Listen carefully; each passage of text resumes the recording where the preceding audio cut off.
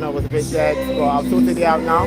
So guys, yeah, I'm here to make sure you experience everything live and direct, alright, unedited video, alright, unedited, so you get the live scoop here, alright, forget about what you see on the media, okay, you're going to see it for yourself live and direct off Shady Shae channel. Make sure you smash like, subscribe, and share this video to everybody. Okay guys, let's go. Let's get it. Let's get it. Let's get it. Hear the word of the Lord. It's just one touch of the King today. We're going to sing for England. We're going to sing for Scotland. We're going to sing for Ireland and Wales. Let's do it together. It goes like this. Listen. Oh, hear the word of the Lord. Say it with us. Oh,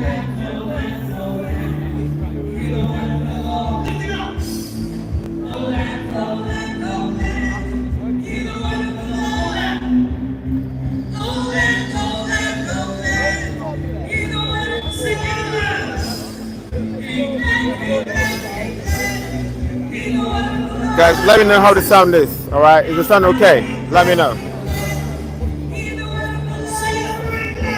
Guys, smash like, share this video to everybody. We are here live. We're here live.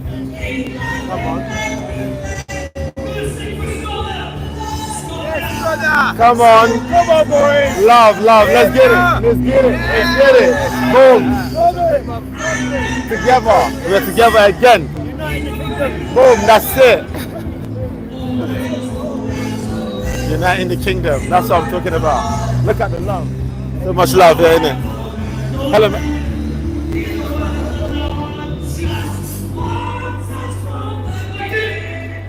Love.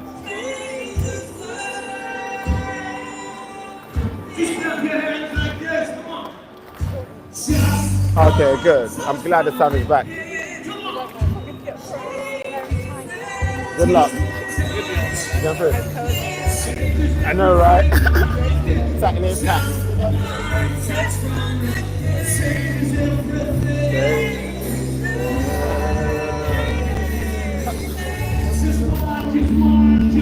Oh, you're like, alright. Oh, that's the sun, isn't it? Hello, mate. Yeah, what's your name? Pardon? Yeah. Devin. Yeah, Shady. Nice to meet you, mate. Enjoy. Have a good one. Yeah, all good.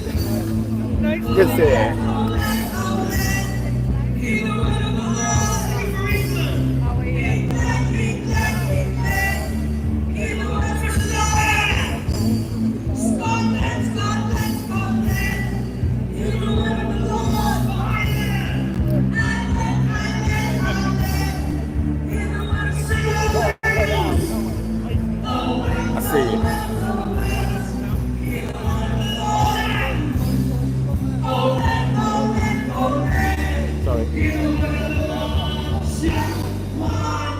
From the King changes everything.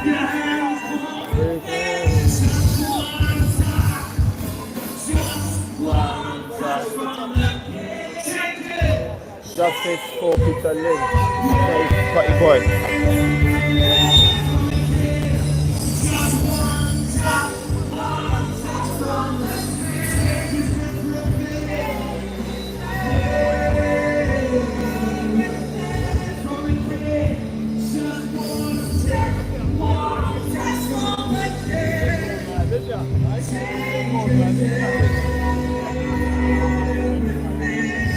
Sorry, mate. Somebody get the noise up! Let's go! Let's get it. Hello, you right? Wow, love life. Love.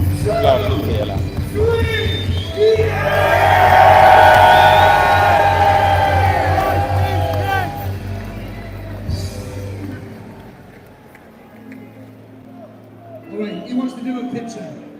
Shall we do it on 3? Let's all wave at the camera. It's a special picture. 3! Always behind the scene. 3, 2, 1, yeah!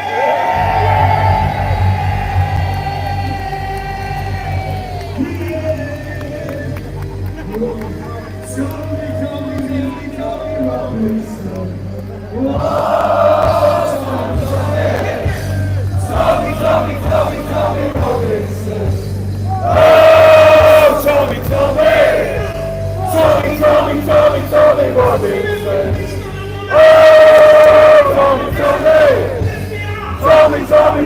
Tommy Robinson. Let's go. Tommy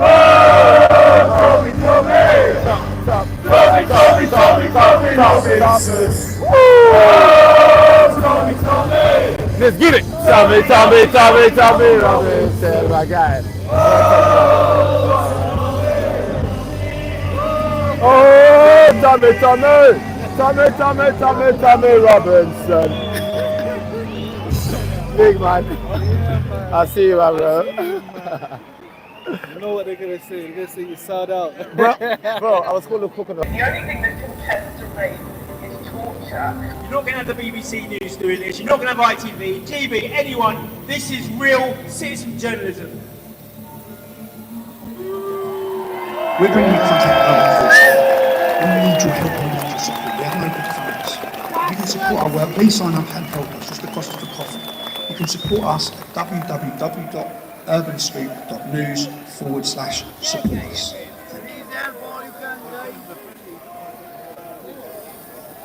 Yes, London! Wow. Sorry. This is an overwhelming scene. Love you! I love all of you! Alright, listen. Alright. Yeah, Shady time with it. As of I and us, but what we won't do is forget about each other. And let's start off with something positive, shall we? Keir Starmer is not my Prime Minister, is he yours? The one thing I will ask is if you bear with me a little bit, because I've been parachuted in to host today's event, and it is an event. This isn't a demonstration, this is an event of unity and harmony. We're going to do this peacefully. Yo, guess you again, man.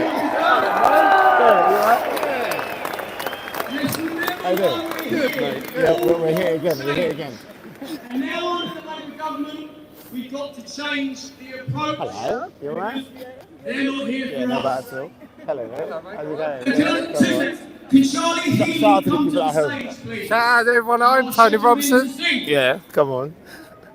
Now, emotions. Yo, shout out to the people at home. Hello, good luck. Good, didn't it? This week, You want to say something to the people at home? Shout out to people watching. Big up. Sorry, mate. I'm going to squeeze through. Because he was put in there for nonsense charges and encouraged to I love this. Amazing. I love that. Mad.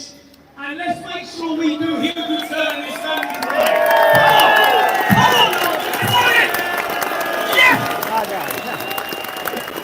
Hey, my man. Connor. I know, Connor. Sorry, mate. Sorry. Tommy isn't here today, sadly, to have his final say before he gets his freedom snatched on Monday. And it's insane so when you sorry. think from a very young age, from babies, from toddlers, we're encouraged to tell the truth. Tell the truth, don't lie. If you lie, you get in trouble. And yet here we are, with Tommy just about to go to jail for telling the truth, and we're under a government that feeds us lies. Keir Starmer's not my Prime Minister, is he yours? It's okay. No. One request Sorry. before I start moving this on. I was with Tommy in Spain last week, making sure he was exercising and keeping his head straight and eating his greens. So we have spoken in length as to what he wants today. Now, we all know he doesn't want to be in a cell right now. We know he wants to be here. Of course he does. But I also know... Hello, mate. How you doing? Alright, good. Pardon? You remember us? Of course, from last time, innit? Yeah. Sorry. But what he will also want is for everybody to play the game today and do it right. And when we leave at the end of a beautiful day we've got lined up, and it really is glorious, it's going to be full of love and good energy, because we're still going to have a good time, yes? God bless you, Shady, says Earth Dog. And then when we disperse, we got to do it in mind that there are going to be people Great that work, are Shady. envious What's of your us because we are all together Yeah, as Earth Dog one. says God bless you, Shady. Thank you very much for the super chat. I really appreciate it. Watch out for the spies in the crowd. Yeah, we see them. They want a reaction from you. See them. Don't give them what they want. Do not let the mainstream media report lies or one little misdemeanor tomorrow. So all this goes to waste. Look how fucking lovely this is! Look at that. I'm going to be back and forth. If you can be kind to me, I'll try and be kind to you. But no pressure. But Tommy did ask me, if I end up in jail, will you step in and host the event? So I'm here as a friend to Tommy, to the team, the country, and every single one of you.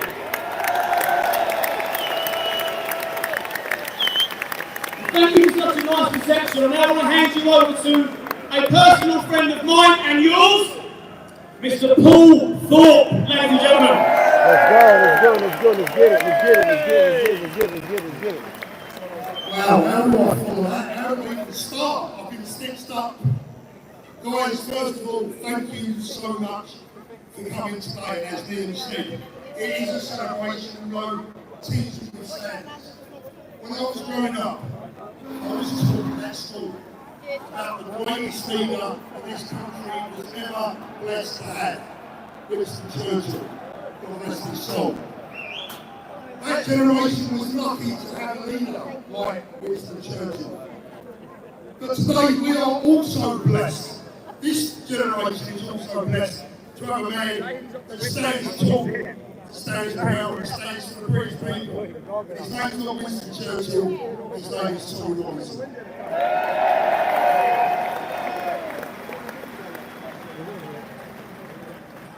And make no mistake, never be in doubt. Doesn't matter what anyone says. You can go home tonight, put your head in the pillow. Rest assured that you have been here today for the right reasons. Never let anyone sway you from that. And our job is now to awaken our friends, our families, our neighbours. And I want to finish by paying a tribute to Peter Lynch. We would have been here today if it hadn't been for a horrendous sentence that this beautiful man, his soul, his grandfather, did not deserve. And I want you to join me now in a minute support not only for our Tommy, but for our Peter Lynch. God rest his soul, God bless him. Peter, your family, we are here for you.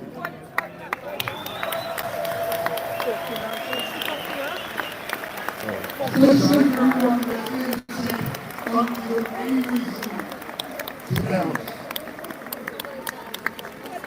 Thank you, Paul. You're an absolute gentleman. I'm sure everybody here will agree. And it's now nice that we got the party started because, as I said before, we're here for a good time today. So when Tommy's sitting in his cell, he knows none of this went to waste.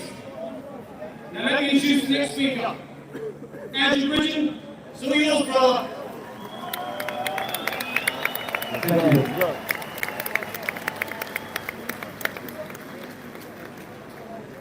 Remember the 5th of November, gunpowder, treason and plot. I see no reason why gunpowder and treason should ever be forgot. There's going to be a big event of world significance on the 5th of November in America. This will affect the whole world, and I ask you to pray for that result. Ladies and gentlemen, I'm so proud of you all. I'm proud to be here. But we're all saddened at those who are missing. And our prayers and thoughts should be with Tommy Robinson and the family and friends of Peter Lynch. Their suffering is a demonstration of the tyranny that we are living under at the moment. Oh, it's barricaded. We know that Tommy is not a terrorist, and we know that Peter was never a rioter. They can take 1,000 of us, and 10,000 will stand up to take their place.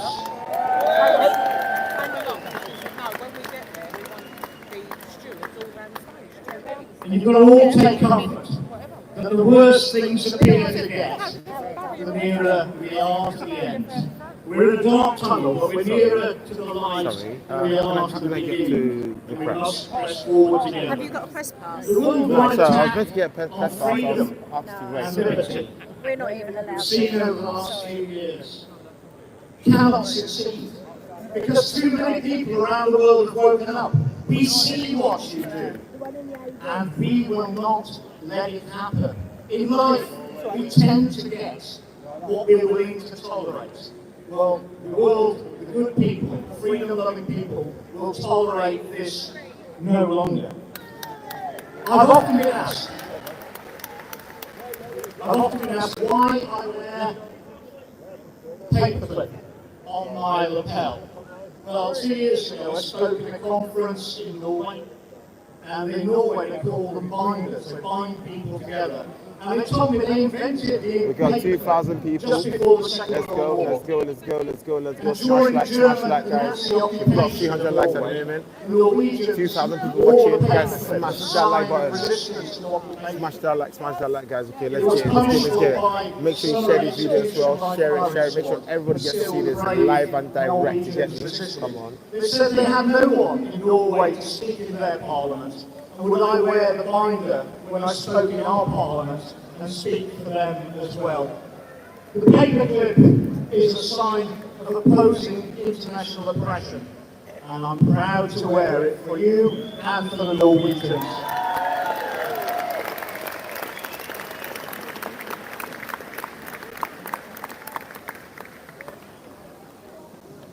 All freedom-loving people in the world are watching us today, are expecting us to take a lead. As has already been said, we must be peaceful. There's a rival protest, and they've got a right to protest as well. What it demonstrates to me is the failings of our schools and our universities. Because it's clear to me Never that forget our schools and our universities paperclips are not teaching our young people to think. They're telling them what to think. That is very damaging. 3 for flaming wheelies and things. The main weapon that our oppressors use against us is Shout out to the Americans watching. and once we learn to live without fear, there's nothing they can do. Love and There's support nothing from they can Norway. do. Love the Tommy, Norwegians. Love the sadly, Norwegians. there's nothing now they Love can for you do to guys. Peter. Let's We get it. have to live Let's get it. without Let's get it. fear. Keep sharing, guys. Keep sharing. People Keep think that sharing. we have no power, we're just individuals. We're just drops in the ocean. But we're not. We're all linked. We're all connected. We are all the ocean in a drop. Enjoy the day and have a great time. Thank you for listening. Thank you, sir. Yeah. Come on. Now, when we look at the mainstream media, they do their damnedest to divide us, put us in a state of submission by fear, and they don't tell the truth. They try their best to divide us and take a little look around. Do we feel divided today? Yeah, do we, bollocks? Have a little look. Now, talking of media, the new media, the real, honest media, that tells you exactly what's going on without prejudice, the opposite side to the lying BBC, Sky News filth. The next one on the stage, the next man, is Mr. Mayor Susi. Come on! Let's get it. There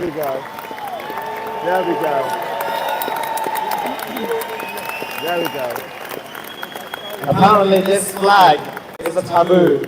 It's a sin to hold it here. Ladies and gentlemen, let's not forget, we're here for the kingdom. We're also joined Guys, by look who is around the world. Who is this? We got all the usual flags, the American flag, the Israelis, we also have the French flag. Even the bloody Welsh are here. Everyone keeps asking The me. Iranian flag. But we're here not just Yeah, the United like, Kingdom. people keep asking me, what's a tweet? I said, I don't know. So We think about Peter Lynch, I follow you. Rhiannon Sky White, a hotel worker who lost her life yesterday after an attack by an illegal migrants in Sudan. We think of Tommy Robinson in jail right now. We think about the 3 little innocent girls in Southport who lost their lives. Now, the building right behind me, down the street, and the one over there, the House of Parliament. They think we're far-right anarchists. Just because we criticize the system. We criticize the system because we want to Come be on, look at the better. colours. Love of country, I am going to talk about the political side. and God first. Far right and But the fact proud. that That's we are it. Far right and proud. Boom. Let Love 'em of know. country, You guys are far right. family, faith, and freedom. That's what it means to be far right. Boom. I love this country, and I'm a legal immigrant, not an illegal immigrant. Same I here. came here through the correct process, and I was love saved by the this British country. Embassy. Same. Far right She was and an actual proud. political Same. refugee. Say your left. She came here to give me a fresh chance in I life. think the internet's a bit. Yeah, It's a bit but I hard. follow you on And Insta. Let me see. I now have to have private security because I get Same death name, threats. Shady Shae. But doing my job, but doing a job that the BBC should do, Internet. was simply reporting So you're news. Sanella. Sanella, just Sanella.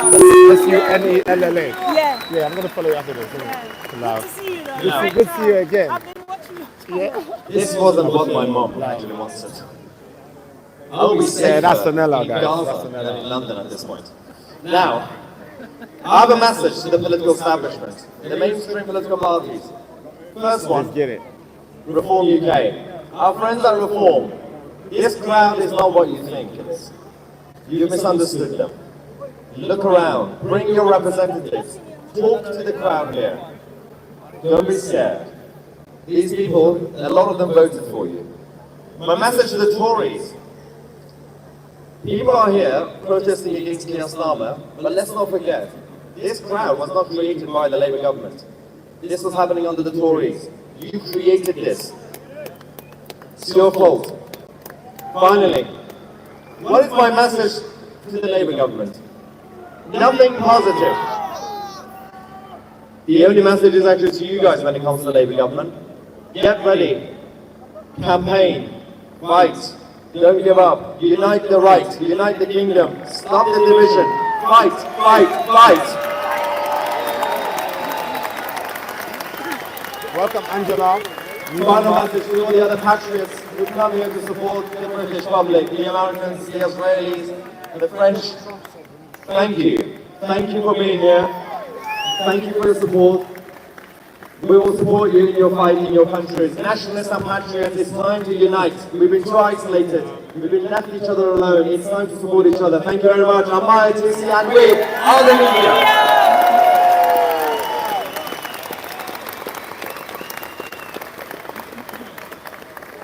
I'll tell you what, ladies and gentlemen, the next man, and I'm going to refer to him as a man, despite the fact he's 13 years of age. He's just about to get up on stage and speak in front of you lovely people, and there's lots of you. And you can see what I'm seeing, and the crowds go back and back and back, and we have a young, up-and-coming politician that gets stick at school, labelled, the stigma, far right, the usual tripe. And it'll be nice actually when he gets up here, because you can see that there's nothing far right about this crowd. The only thing it's just right. So please, give this young man a massive, massive cheer and round of applause, because I don't know anybody his age that will come and do this. What a man! Let's go! Charlie Simpson!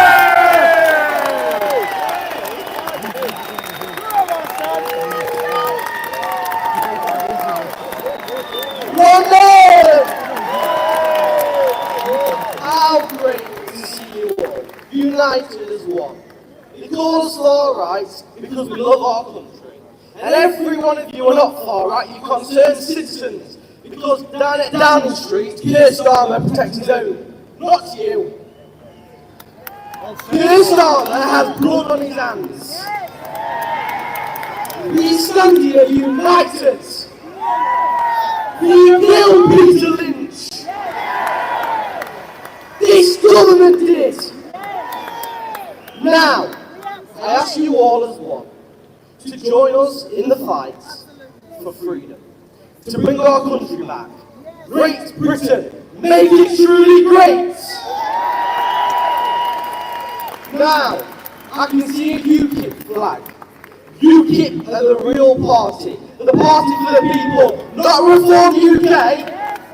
Fake party, fake. They kicked me out because I stood with Tommy. Are you all hearing this? The party for the patriots. Tommy's the biggest patriot we've ever got. So, I ask you all, at the next election, you vote for UKIP, you join UKIP. Right, I'm going to start finishing off now. Thank you. And remember, keep doing your country proud. You are a living legend. Oh man, Johnson, come on! Unbelievable! Now, respect to you, brother. Get a picture. Get a picture.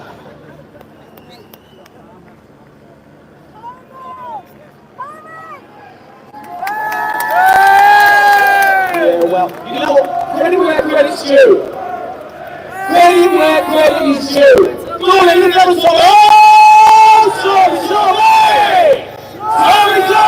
Sorry, Robinson!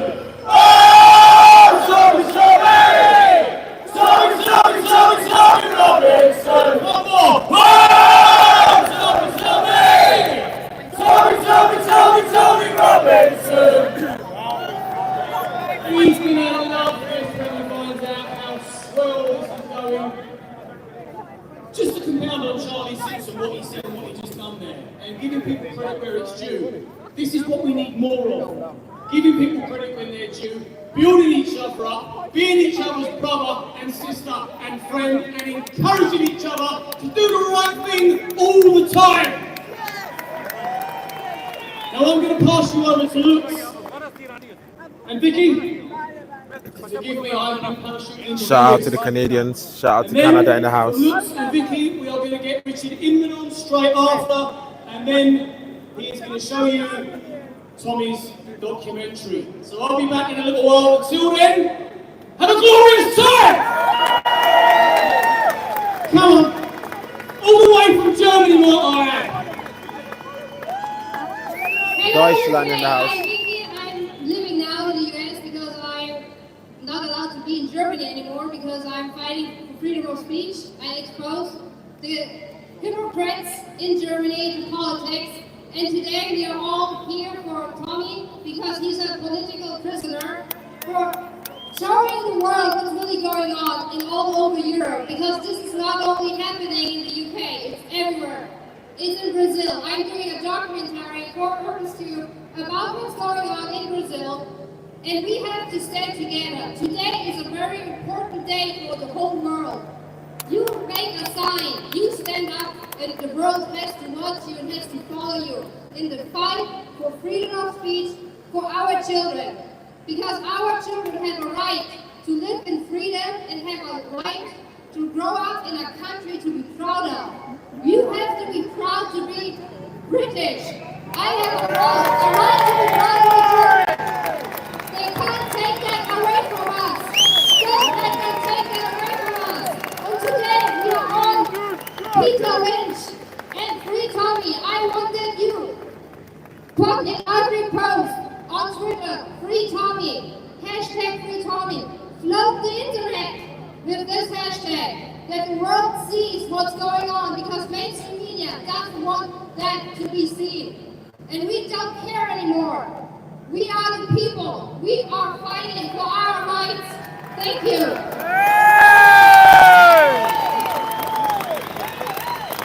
Hello, Great Britain. My name is Lutz. I'm the founder of the Pegida movement in Germany.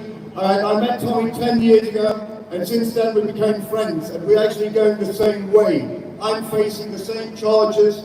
I'm still free, I'm the lucky one, but I'm facing the next one in a couple of months, so I'm not sure that I'm going to join you that soon again. But we have to stand together. everywhere. All the patriots all over the world. We have to go our way. We have to fight for the freedom of speech. Tommy's been charged for it. I'm charged with it. So that's why. Thank you very much. Support Tommy and support every people's movement in this world, which is going to fight for the freedom of speech, which is a people's right. This is the most important thing. If they take away that from us, we are at the end. That's it from me. Free Tommy. Let's call it again as Liam did before. Oh, Tommy, Tommy! Tommy Robinson. Thanks.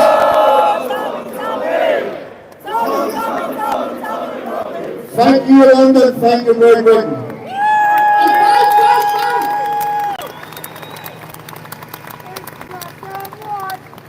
One more thing that we're all going to have to play a little part in.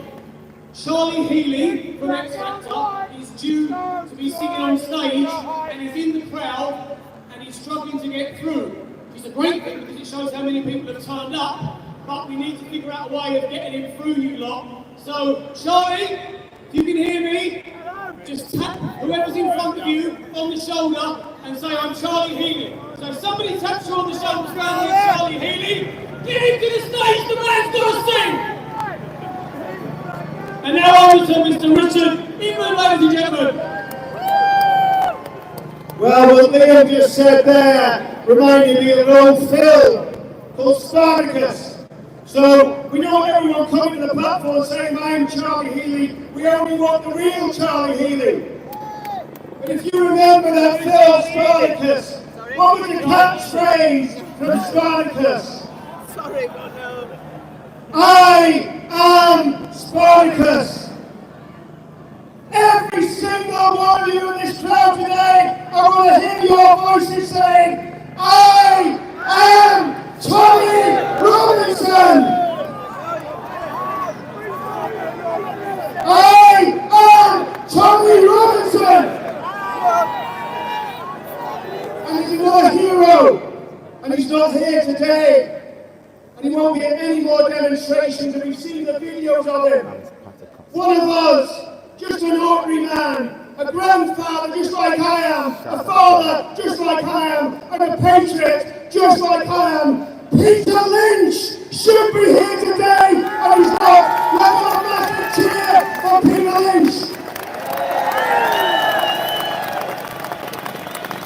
And before I forget what we're going to do when the film's on, we're going to pass buckets around the audience. And we're going to do a collection for Peter Lynch's family. And we're going to do a collection for Tommy Robinson's children. If I didn't say it now, I would have forgotten. But we're here. We're here because we're at a very pivotal moment in our country. And I believe every single one of them is not just a Peter Lynch and a Tommy Robinson. Every single person in this crowd is a British hero. Shout out Australia. Shout out Australia. British heroes. And you know, many times we come here and we talk about the problems and we talk about what's wrong, and you're going to see a film in a minute that goes into great detail about that. But I want to say something. Every single person in this crowd is not a problem. You are the solution, and you're the people that are going to take our country back. And my message to Keir Starmer, the person who hates grandfathers. I'll watch you all What do you think of Keir Starmer? Can I trust you? Absolutely. Huh? Absolutely, you can trust me. I want to pass something on to Tommy Robinson. Sorry? I want to pass some money to Tommy Robinson. No, it's not. To stewards. In the bucket. I need to hand it to Paul Robinson. I'll hand it to you. Okay. I can take you to the front. I'll take you to the front now. Let me take you back. Yeah, I can go in. Can I come with you? haven't been locked up for nothing. Our judicial system has been weaponized by evil people in that house behind you. It's got to change. It's got to change. This film is going to tell the story of Peter Lynch. It's going to tell the story of This Tommy gentleman Robinson. has got something for Tommy. Hundreds of other people whose lives and families have been destroyed by those corrupt people in the house behind you. And before we start the film, I want everyone in this crowd, I want us to observe a 1 minute silence. So I'm going to ask you, when I stop talking, when I shut my big mouth in about 30 seconds, I want a hush to go over this crowd. I'm going to ask Liam if you can time me to make sure we get 1 minute. When I stop talking, I want this entire crowd to go silent for the hero of our age, Peter Lynch.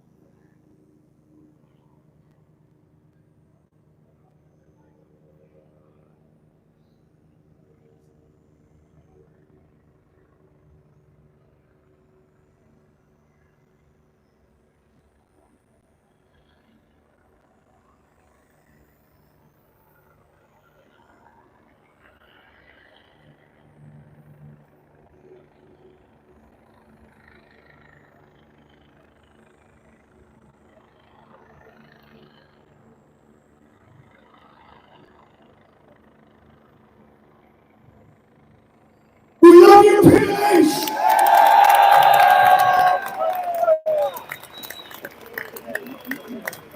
Let's go, guys, a round of applause for Peter Lynch! We love you, Tommy Robinson! Press play!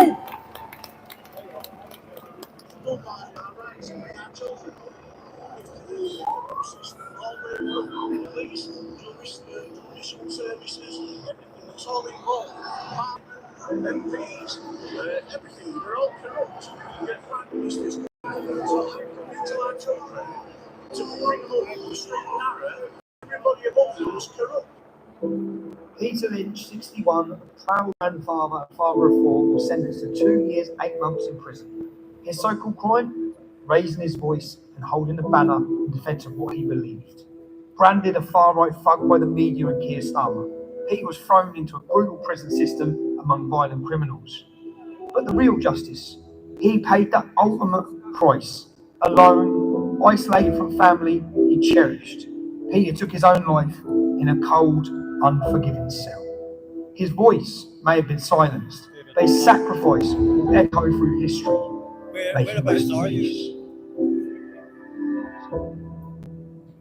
I'm on the right-hand side, just next to the Red Lion, at the very front. It's September 2024. There's been trouble on our streets. The government and legacy media tell us one thing, social media and citizen journalists tell us something else. What we do know is the British people are angry. What's ignited this anger? I'll come to the front. What is going on? And are we seeing lawfare waged on the British people with a whole new level of intensity?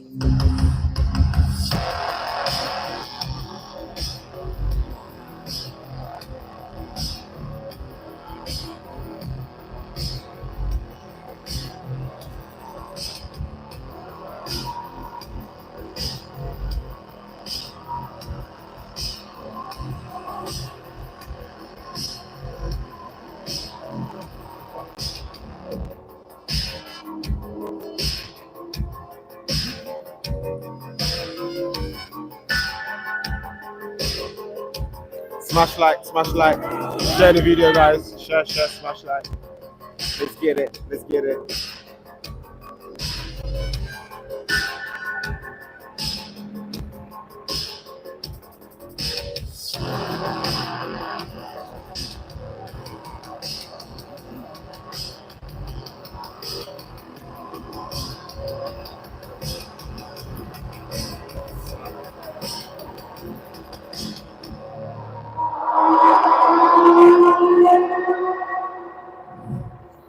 I would like to have been at Runnymede, England to make this film. Why Runnymede? Because it's where King John was made to sign the Magna Carta over 800 years ago. The Magna Carta is a document designed to shackle the power of tyrants. A document that makes it clear that everyone, including the king, who was the authority in the land at the time, is subject to the law. And the law is to be applied without fear or favour. A document that has inspired freedom-loving people around the world. A document to protect free-born English men and women from the abuse at the hands of tyrants. How fast and how far our nations fall. Now, we looked at the architecture of a totalitarian state in lawfare, a film we launched on 1st of June this year. Two-tier policing, a politicised judiciary, a controlled media, and dissenting voices being crushed. These are just some of the pieces that the Conservatives put in place, working hard to build their utopian totalitarian state. New legislation, arrest for hurtful words, thought crime debanked, fired. This has all been the case for a few years now. And digital programmable money, mass surveillance, social credit scores, 15-minute cities, pay per mile to drive. Yes, the ULEZ infrastructure is already in place for that. Centrally controlled food supply. All these things will follow soon. More tax, less freedom, and prison for anyone who objects. But right now, we have a new Labour government, and we could not have imagined how quickly and vigorously these new totalitarians, this morally bankrupt, communist, bewildered, one-term Labour government would have set about implementing their evil plans.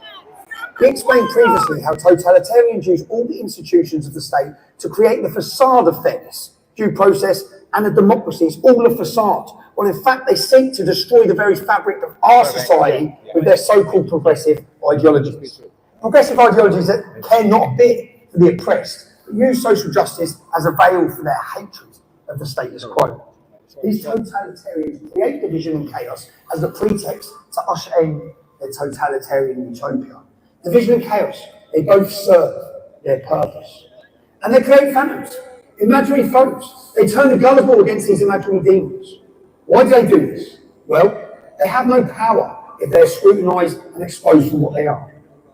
They have no power if the people unite against them.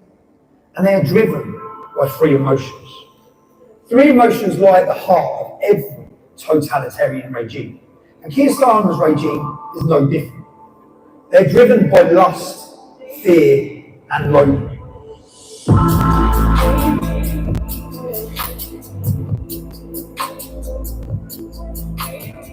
They're driven by lust, a lust for power. They will say and do anything to get it. They will say and do anything to keep it. This includes lying to us. We won't take away the winter fuel allowance. We won't raise taxes. They get elected, they take away the winter fuel allowance from thousands and thousands of pensioners on as little as £13,000 a year. But how can you justify it to viewers who feel like it is an attack on some people who've worked hard all their lives? They're not wealthy, they don't have money to spare, and this year, if it's cold, they're going to be looking at the thermostat and wondering if they can pay their bills. According to Labour's Lucy Powell, they had to do this to stop the economy crash. That is a barefaced lie. Just £1.5 billion was saved, while £21 billion was voluntarily spent on public sector pay rises and foreign climate aid. When Ed Miliband excitedly promises decarbonise the grid by 2030, again, he's been completely dishonest. And the Chief Secretary to the Treasury, Darren Jones, innocently leaked some time ago. The true cost is going to be hundreds of billions of pounds with an almost impossible transformation of infrastructure. There's a report, of course, commissioned by the Labour Party back in 2017, which forecasts that thousands of pensioners could die, could literally freeze to death because of this change. If we have the money, billions every year, to look after people who are given nothing to this country, why do we not have 1.2 billion to give money to people who have contributed to the system and who are now vulnerable and at the end of their lives, who they're really in that time of their life? They've removed energy price cap and prices jump by 10% every month. And if you worked hard all your life, look out, because they're coming. Sorry, me again. Sorry, me again. Don't forget. Sorry, mate. It's me again. He's had to declare more than £100,000 for freebies gifts, more than any other MP in our country. And they say they've just found a £22 billion black hole in the nation's finances. We have found a £22 billion black hole.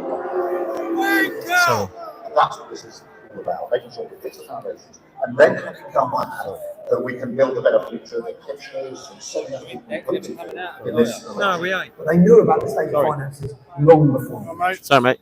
They just forgot to mention their plans. And when asked to spell out the details of the claimed black hole, they refused. They're not telling. They won't. The dog ain't my homework. Sorry. Ridiculous. Sorry. They're not hiding the political choices they've made. They're actually proud of them. They can't use your taxes. Remember our taxes. That's whose tax it is yours. They can't use them to help freeze in pensions this winter. Sorry. But they can choose to send $3 billion a year of your tax to Ukraine to wrap that instead. They choose to send $6.4 billion a year of your taxes to support asylum and illegal migration. That's according to the Institute for Fiscal Studies. That's up 50% from last year and 6 times higher than in 2018. What's it going to look like next year or the year after? That's right, $6.4 billion in support of unilateral cultural suicide. Angela Rayner has announced that she's abandoning plans to give British people, in brackets, who have paid their stamp or taxes, close brackets, priority council housing. We're going to allow migrants to get that. If you thought that wasn't bad enough, I love your response to this, because this sent me today quite literally over the edge. If you're a terrorist and you wanted to get social housing, you were going to be banned under Labour's manifesto. That's being reversed as well today. So what we're saying then is we're going to allow millions of people to come into this country and take away homes or whatever from British people who need them. And that is not racist to make that comment. That is an absolute proven fact. It is a proven fact, and that, amongst other reasons, is why people from all those deprived communities across the United Kingdom have been protesting against immigration for the last few weeks. They choose to give away $8 billion of your taxes on climate aid. That's giving money to other countries to help them for their so-called climate challenges. $8 billion of your money, but can't keep pensioners warm. They choose to spend trillions, yes, trillions of your taxes to pursue their own net zero wet dream, exporting our carbon emissions to China and India as we commit unilateral industrial disarmament and drive millions and millions into fuel poverty. Don't take my word for it. This is a co-founder of Greenpeace on climate change. I say not only is carbon dioxide good, it is essential, and it's a good thing that we're putting some more carbon dioxide in the atmosphere because it was running low before we came along. If we had definitive proof that CO2 was causing serious problems and we could prove it, don't you think they would write that down on a piece of paper somewhere so people could read it? They don't have definitive proof, period. I am firmly of the belief that the future will show that this whole hysteria over climate change was a complete fabrication.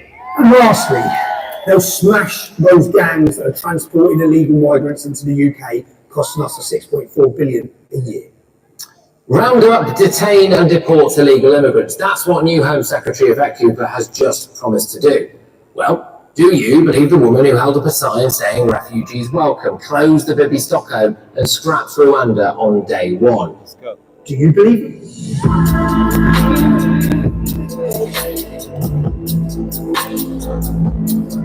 They're also driven by fear. They fear their loyalty to the World Economic Forum and its globalist and totalitarian agenda being exposed and revealed. You have to choose now between Davos or Westminster. Davos. Why? Because Westminster is too constrained. They fear their incompetence and failures being exposed. Immigration policy, energy policy, foreign policy, every policy is a failure.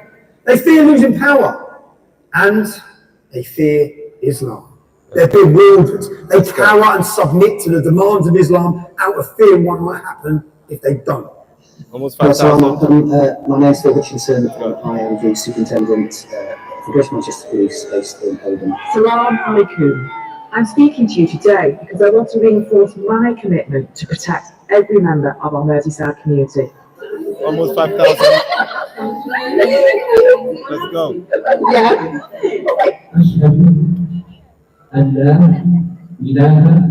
Of course, cowering in the face of Sharia-loving fanatics does not placate. It emboldens and morons. Yo, Our government's 5,000 feeding the live. crocodile Let's get and it. hoping it will eat Thank you, guys. think Churchill said that. And hiding things, covering things up. That doesn't solve the nation's problems. It's obvious to most of us by now, covering things up lets the problems grow and grow and grow. They've done that for the last 40 years with Pakistani rent gangs for the sake of community cohesion. And they're doing it now with mass migration and the Islamisation of the United Kingdom. But lying to cover things up doesn't create community cohesion. It does the absolute opposite. It stokes anger in British people. There was no growth in our economy in July, and yet we continually get pumped with mass migration. I'm just going to pose this question. If migration makes us richer, why aren't we getting poorer? Our politicians can't just lie to us and hope we don't kick off. If the truth is so bad that we might protest if we knew about it, then maybe they should do something about the problem, instead of covering it up. And the population know they're being ignored. And worse than being ignored, they're being condemned, this time by a Prime Minister. How on earth did he end up with this job? Anyone who thinks mass immigration might not be such a great idea. Well, Tutik here, he's branded all of you as far-right thugs and Nazis, prejudged you as criminals, and his stormtroopers will come and arrest you shortly.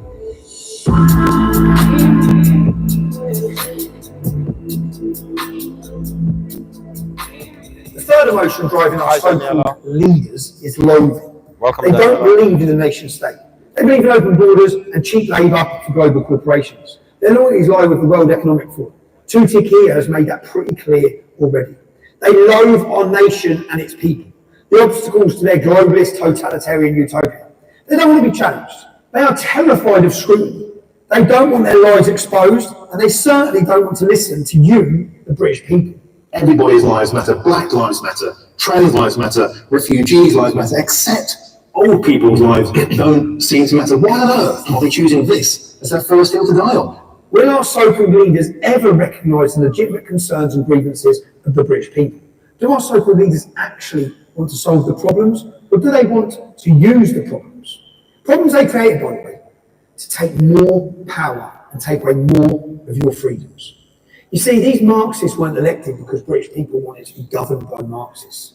They were only elected because of the Tories spent 14 years failing everyone. They failed the British people, failing to be remotely conservative, failing to lower taxes, failing to control our borders, failing to protect our freedoms. And now in power, these Marxists want a state of perpetual chaos and division that they create, divide and rule. There must be an enemy. There must be a reason to take action against these enemies of the state, and that action will always take away your freedom. A property in Harp Street. There are reports of it involving children, and I can now confirm that some of the patients have been taken to Alder Hay Children's Hospital, so that would suggest that those reports have indeed been accurate. Here in the UK, 2 children have been killed in what police called a ferocious stabbing at a dance class in Southport in the northwest of England. How many more children have got on our street? Leading, how many more children? Thanks for the shout out. Make a real change, Prime Minister. Make a real change! Our children! Our way! That was terrible! My child that did not be safe.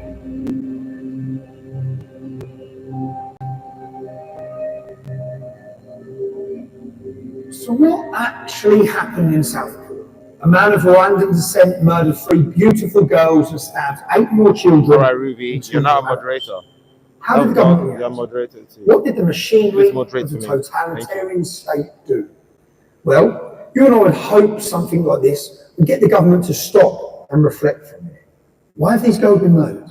Why is there so much knife crime? Why is there so much rape? Why are these so-called asylum seekers flocking to our shores? What values and cultures do they bring with them? Are their values compatible with ours? Are all cultures of equal merit?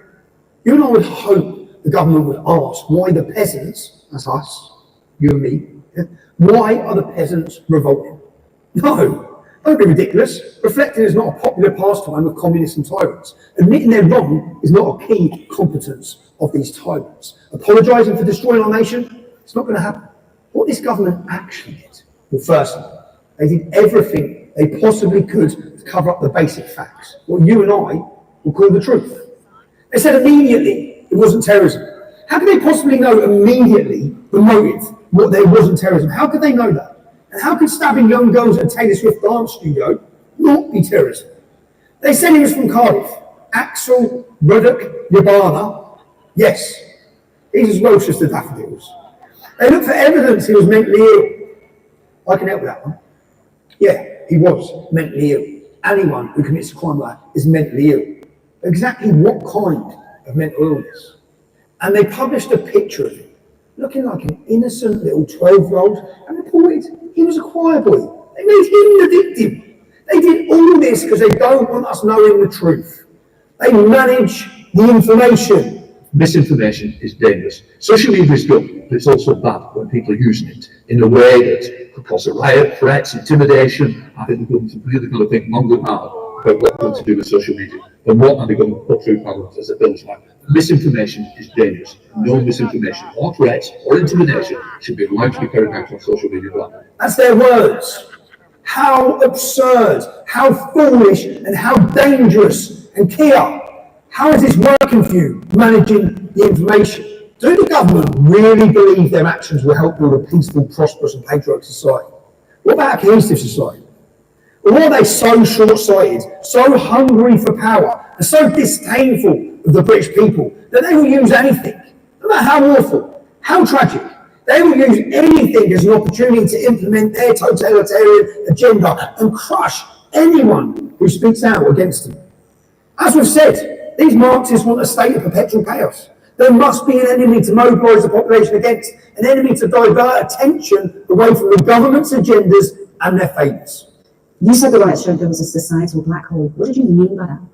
What I meant by that was that the riots, I think, were symbolic of a very broken society. They were far right in the main, but underneath that, I think it was a societal black hole, a breaking of our society, which we need to make. I'm convinced that the answer to it is delivery in government. So the best argument against the far right, best argument against the easy answer, is to deliver, to bring about the change that we promised we'd bring about. That's right. Tutu Kia seems to acknowledge there are troubles. He says the solution is delivering in government, which suggests the cause of the problem is failure in government. I agree, Comrade Kia. And he says the far right, whoever they are, is the snake oil of easy answers. I think it'd be more accurate to say the use of the term far right to label concerned British citizens is the snake oil of lazy government. And any anger which he labels far right is a consequence of failure in government. You can't blame the Tories forever, Comrade Kia. And listen to this. It doesn't matter what apparent motivation there is. This is violence, it is not protest. It doesn't matter what the motivation is. That's right. He doesn't care what happens. He doesn't care. That gives him the excuse to crush the dissent that terrifies him.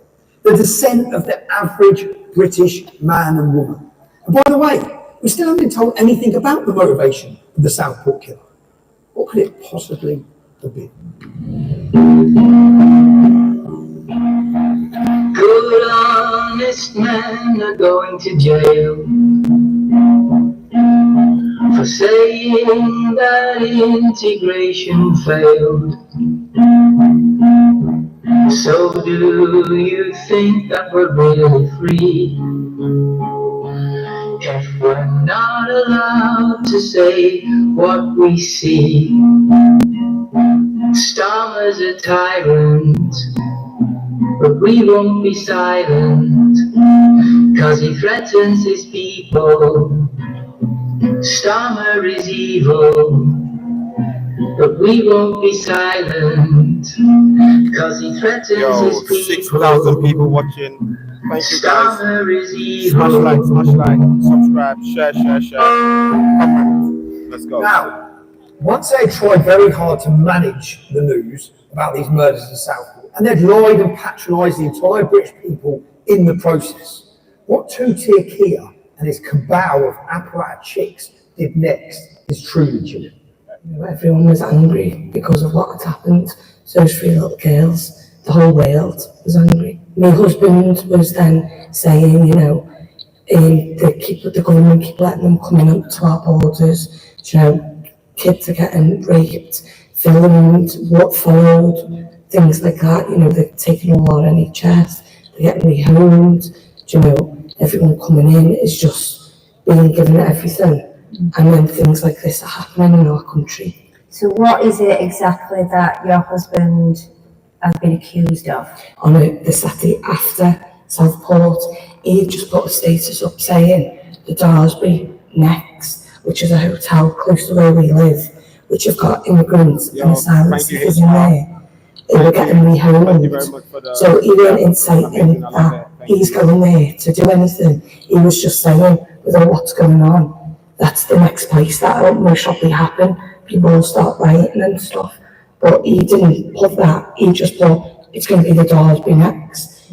Then people commented underneath his post, and he just put, it's the government's fault if they stop letting them in the borders, all this wouldn't be happening. Okay, so he was being vocal on the immigration issue. Yeah. He went there for his daughter and for his little sister to stand up and say, like, enough's enough. With Jack being a father himself, as a first-time dad to a little girl, he felt it, like, it touched him emotionally with what was going on. When he was there, he was waving his flag. He didn't say anything racist. He wasn't shouting abuse. He wasn't swearing. There's actually numerous videos of the police telling Jack he has to put his flag down. He's not allowed to hold his country's flag. Jack saying to the police, listen, I'm not here for no violence. I haven't came for violence. I came for a peaceful protest. The reason why he was arrested was because the police blockade, or whatever they call it, where they all have the shields, they ran and pushed his mum over, Julie, his mum, she's 68-year-old, they pushed her over, trampled over her, she was on the floor, they trampled over her. Lee's seen this, and then obviously tried to get through the police to get to his mum, who were on the floor. They were whacking him with a shield, sprayed him with CS gas, and they were saying, look, my mum's on the floor, I just need to get to my mum. When he was being, after he just got arrested, when he was being held around the back of the Bluebell, the police officers were saying, look, I don't even know why you're being arrested, because his mum were there as well, obviously, all the basic rules.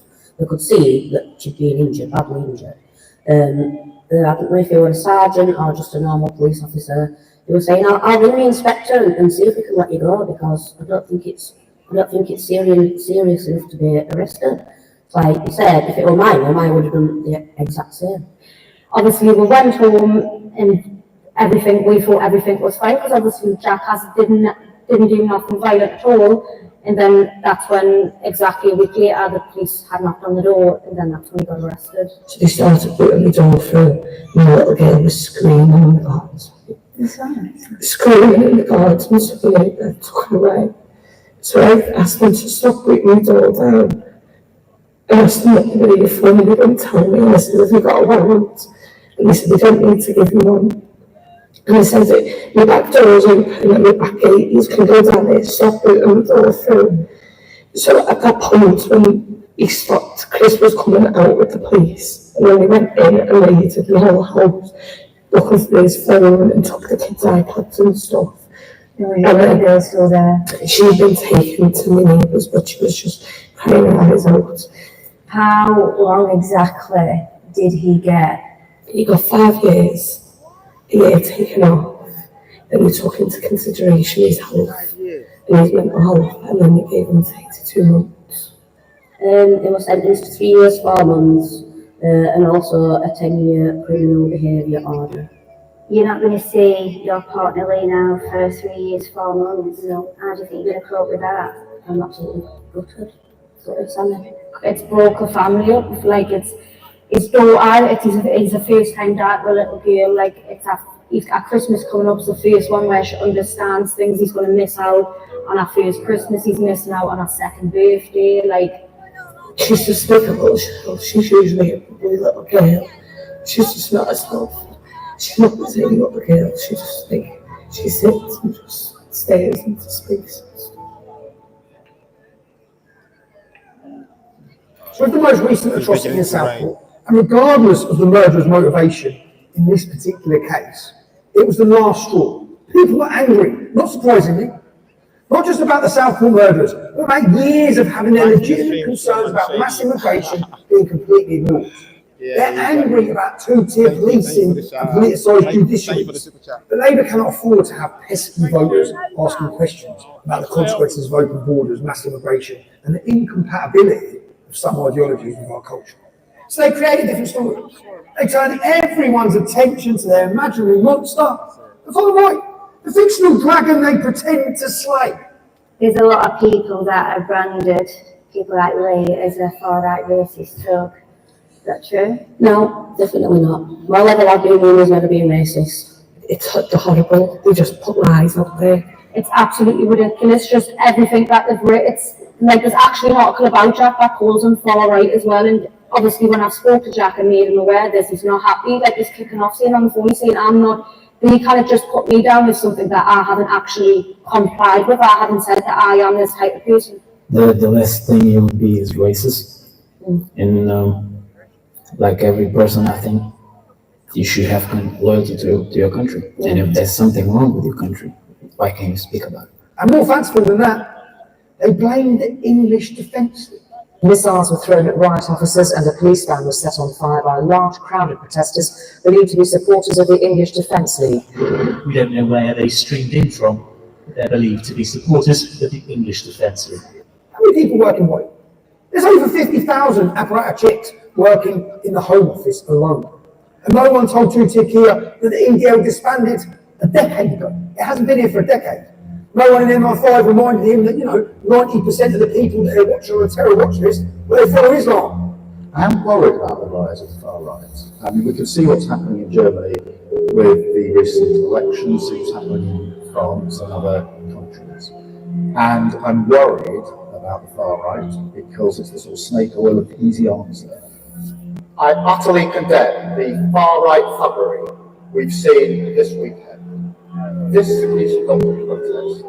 It is organised, violent thuggery, and it has no place on our streets. Mindless minority of thugs who thought that they could get away with causing chaos.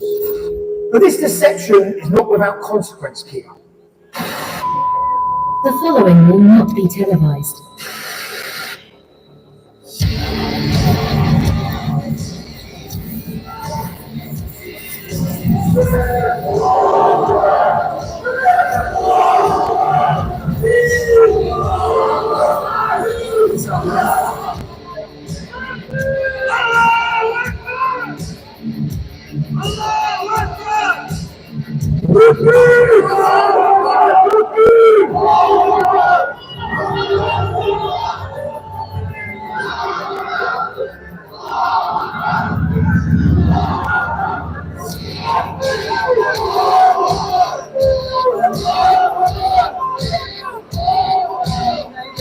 Muslim community leaders have been speaking to the police as well because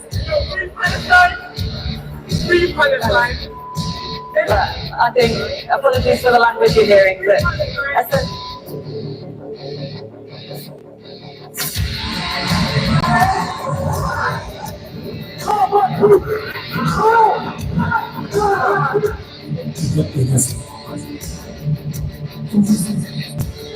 the smashing of the people's cars. People are running.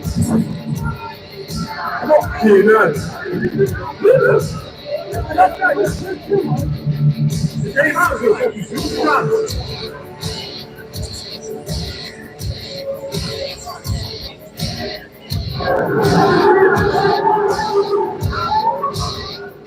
You know what, I disagree with that. There's people a lot racist.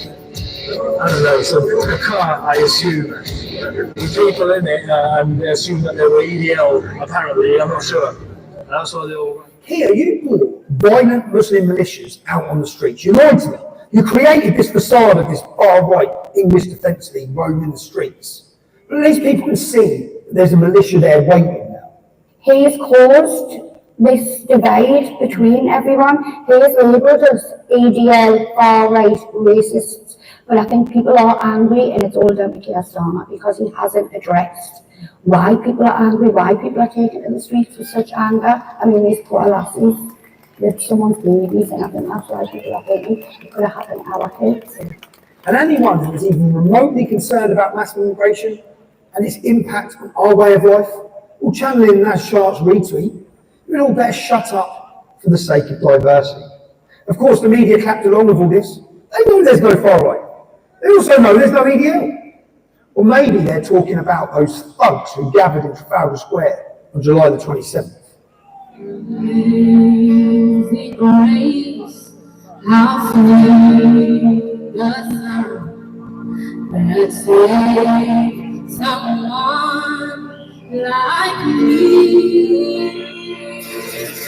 I was lost, but now I'm found. Was blind, but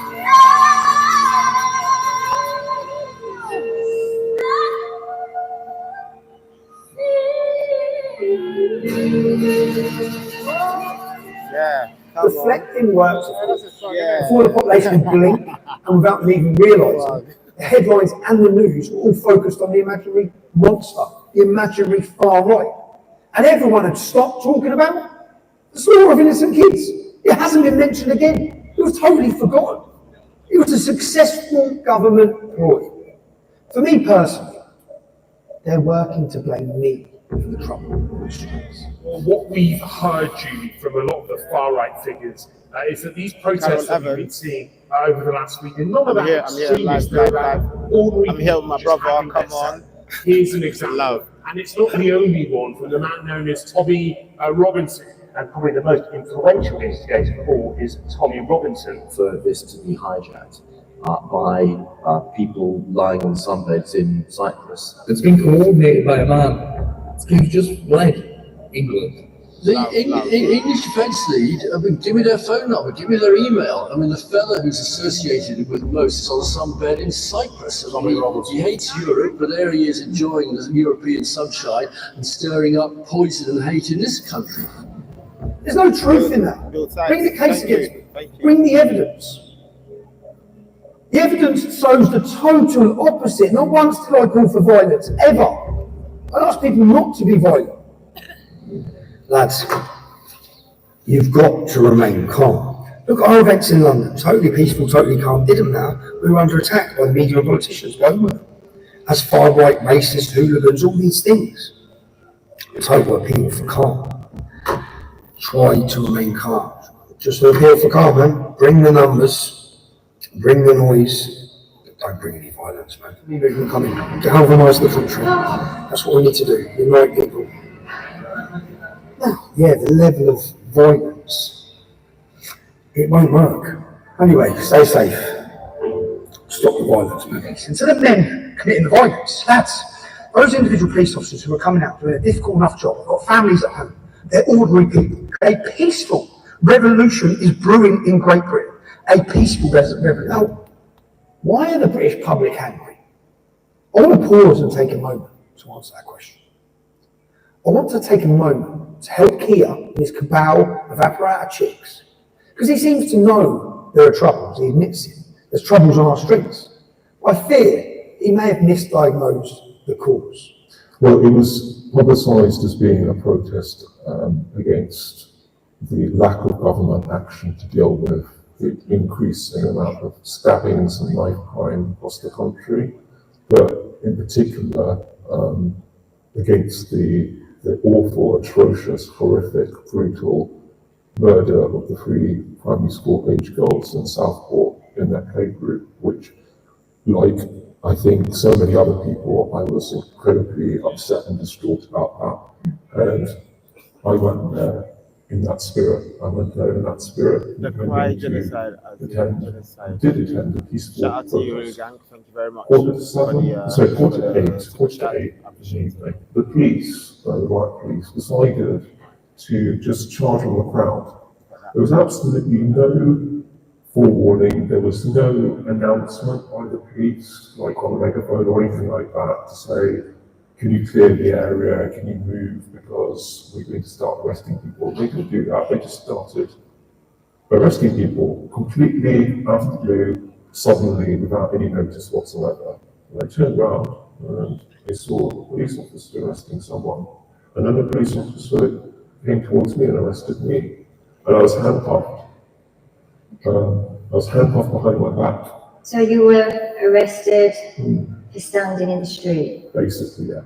Well, absolutely, that was it. That was why I was arrested. And I did nothing, didn't resist arrest.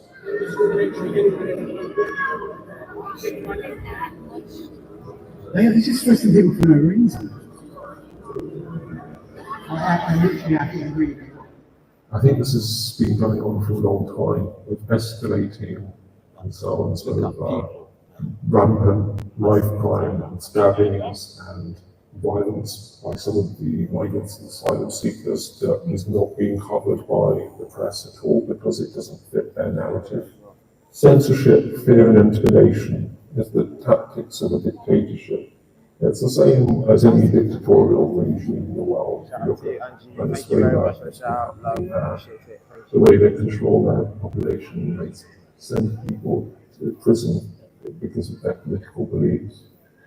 This government isn't acting any differently from that.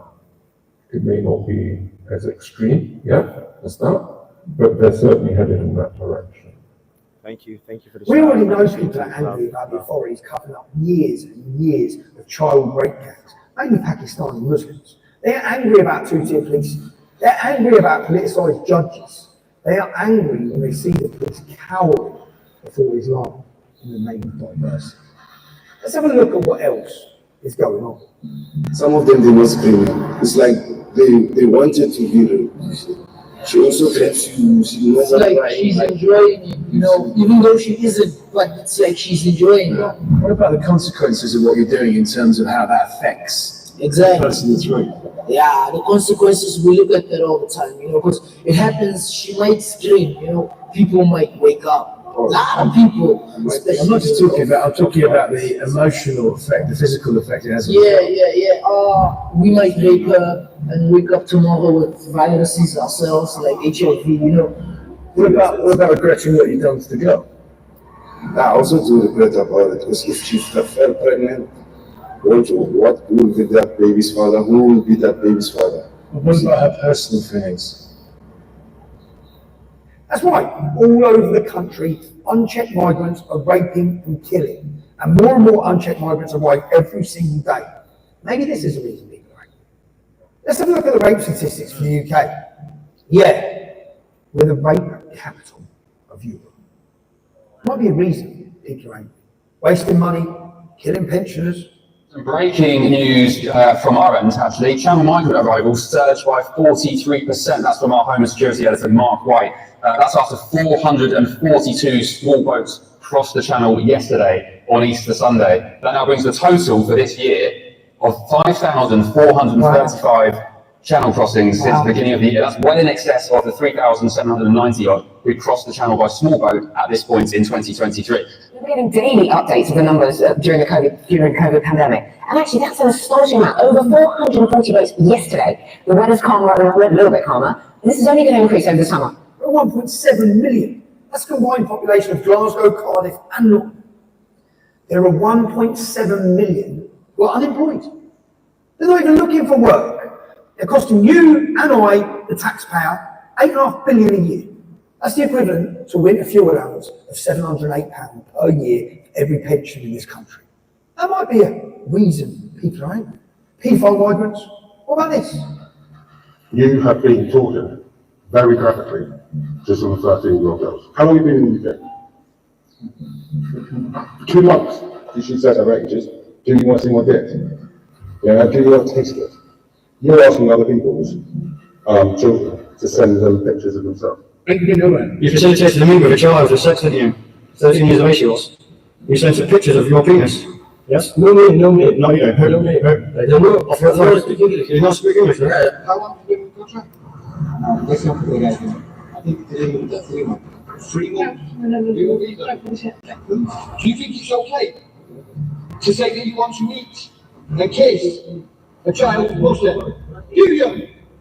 You want to get a child to your house, a 14-year-old girl, you want to rape and abuse. You think they're doing their best behaviour, but they're busy online grooming young children to rape within weeks or days of being in our country. Kids were getting filmed by them from the residents that live in the Daresbury. Family members had rang the police and stuff. The police had come, they'd move them on, wouldn't take the phones or anything off them.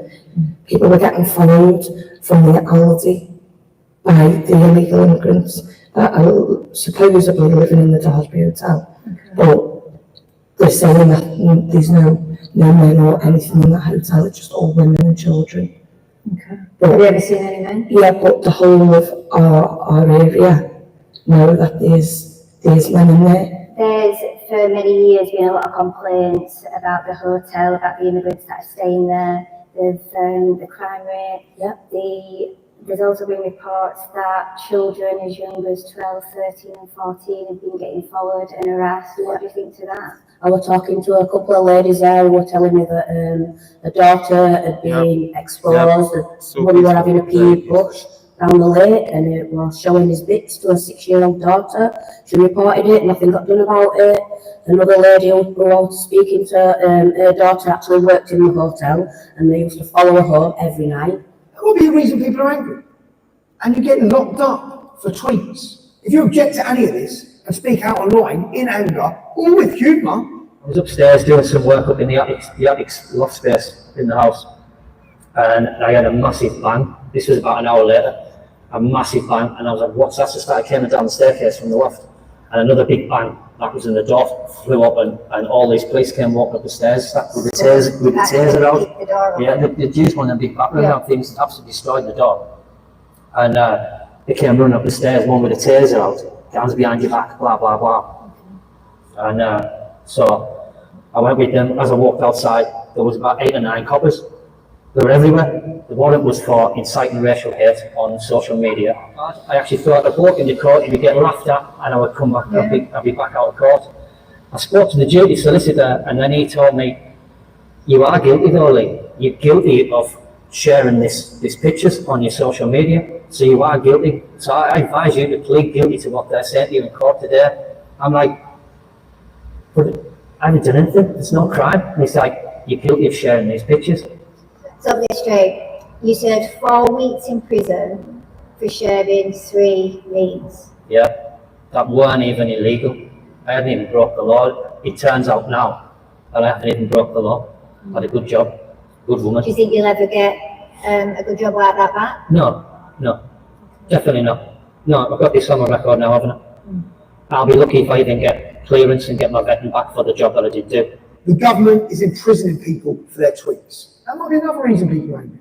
Our prisons are on the point of collapse. So today, a new announcement that come September, thousands of prisoners can leave jail earlier than they would have otherwise. Well, they can't lock up these angry tweeters because the prisons are full. So they have to release thousands of prisoners early. That might be a reason people are angry. And he's made space in the jail. Not enough space for the BBC's latest paedophile superstar, Hugh Edwards. Busy buying photos of children as young as 7 being raped. Doesn't spend a minute in jail. The judge was concerned about what might happen to him on the inside. He should be. But no such concern shown for the right-thinking people of Britain tweeting their disgust at successive government failures. Every time knows once you have created your imaginary enemy, you need to instill fear in those in the population who are gullible enough to trust you. The number of people who still trust you and your government here is falling very fast. Sir Keir Starmer's approval rating has plummeted to its lowest level on record amid a growing cronyism scandal. The new poll shows almost 2/3 of voters think the government is more interested in serving its own interests than those of ordinary people. What people trust us, mate? I know he's watching it, which is great. And so, in collusion with far-left activists like Nick Lowes of Hope Not Hate and its cabal of Labour politicians, Hope Not Hate. It's a good name, Hope Not Hate. But they appear to me to be driven by hate, not hope. But in collusion with them and the legacy media, the story is pushed that 100 riots are planned across the country. It's all a lie. And this was one of the potential protest sites for the far right on that list that was circulated on Telegram. Of course, it was a lie. There was no riots planned. 100 demonstrations weren't even planned. Nick Lowes thought it was clever and the lie was funny. The government knew it was a lie. Hope Not Hate knew it was a lie. The papers knew it was a lie. They didn't stop to consider whether it might be. But the lie was not without consequence.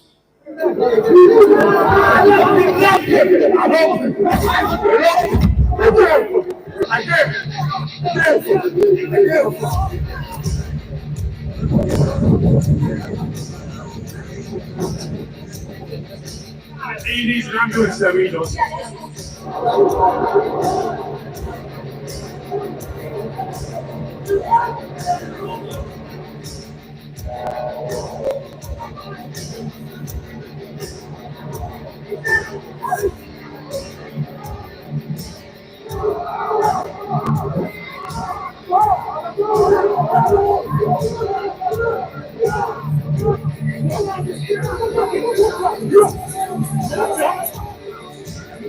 Samurai sword, you see? That sword.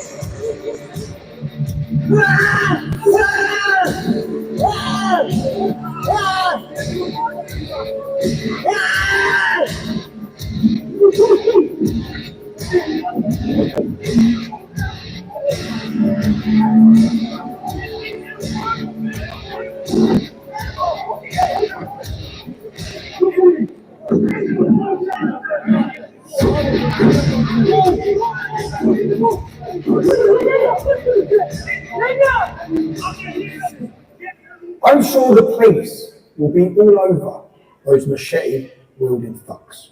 I mean, they didn't put the others that came out with machetes, knives, masked up. What happened to them? There's no, they're not in the paper. They're dressed as racist folks. It's just they portray us to be bad people. And Lowell's tweeted about this. See, that wasn't true either. That stirred up racial hatred. We are born here, we are Muslims, we will stand here, we will fight against EDL, we will fight our ground. Our innocent Muslim sisters are getting acid attack, most of them breaking, but everyone should be here. Fuck the EDL! The top tier of Labour MPs in support resigned after that tweet.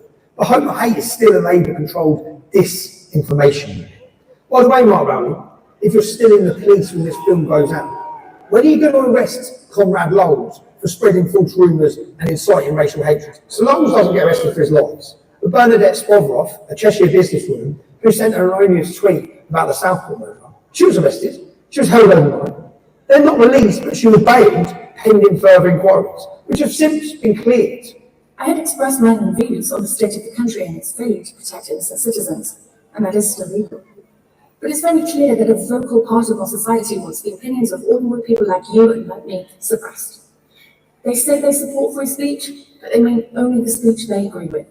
They say they support dialogue, but only the dialogue that agrees with their worldview. And they say they want equality, but they don't mean for people who think differently to them. Now, we've had nearly a year of violent anti-Semitic hate marches on the streets of Britain. The legacy media describes them as largely peaceful. Citizen journalist footage suggests that's a lie. The only solution is jihad by the armies of the Muslim country. Listen carefully to what this guy here in the middle of the video says about it. Did you hear that? We are ready to kill you all, is what the man said. Let's have a listen to the rest of it. Take a look at how the police respond. The police stand there and do absolutely nothing. You are racist,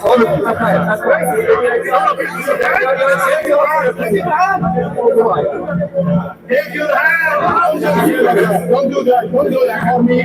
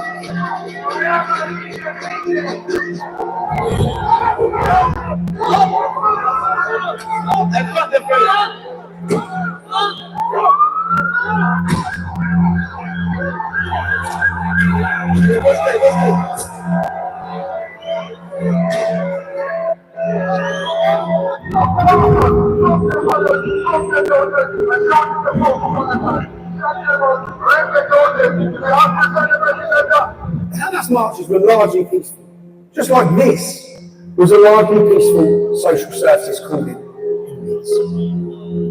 Jesus.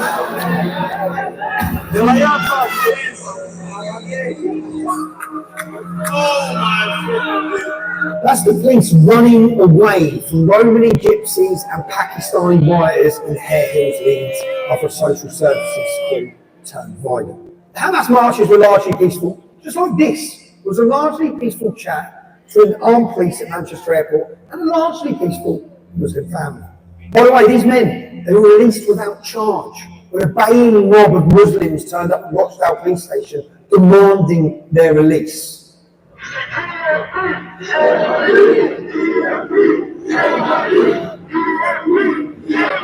Immediately, every one of them officers needs to be arrested immediately. If not, then we will go to Plan B and you will see big protests, I promise you.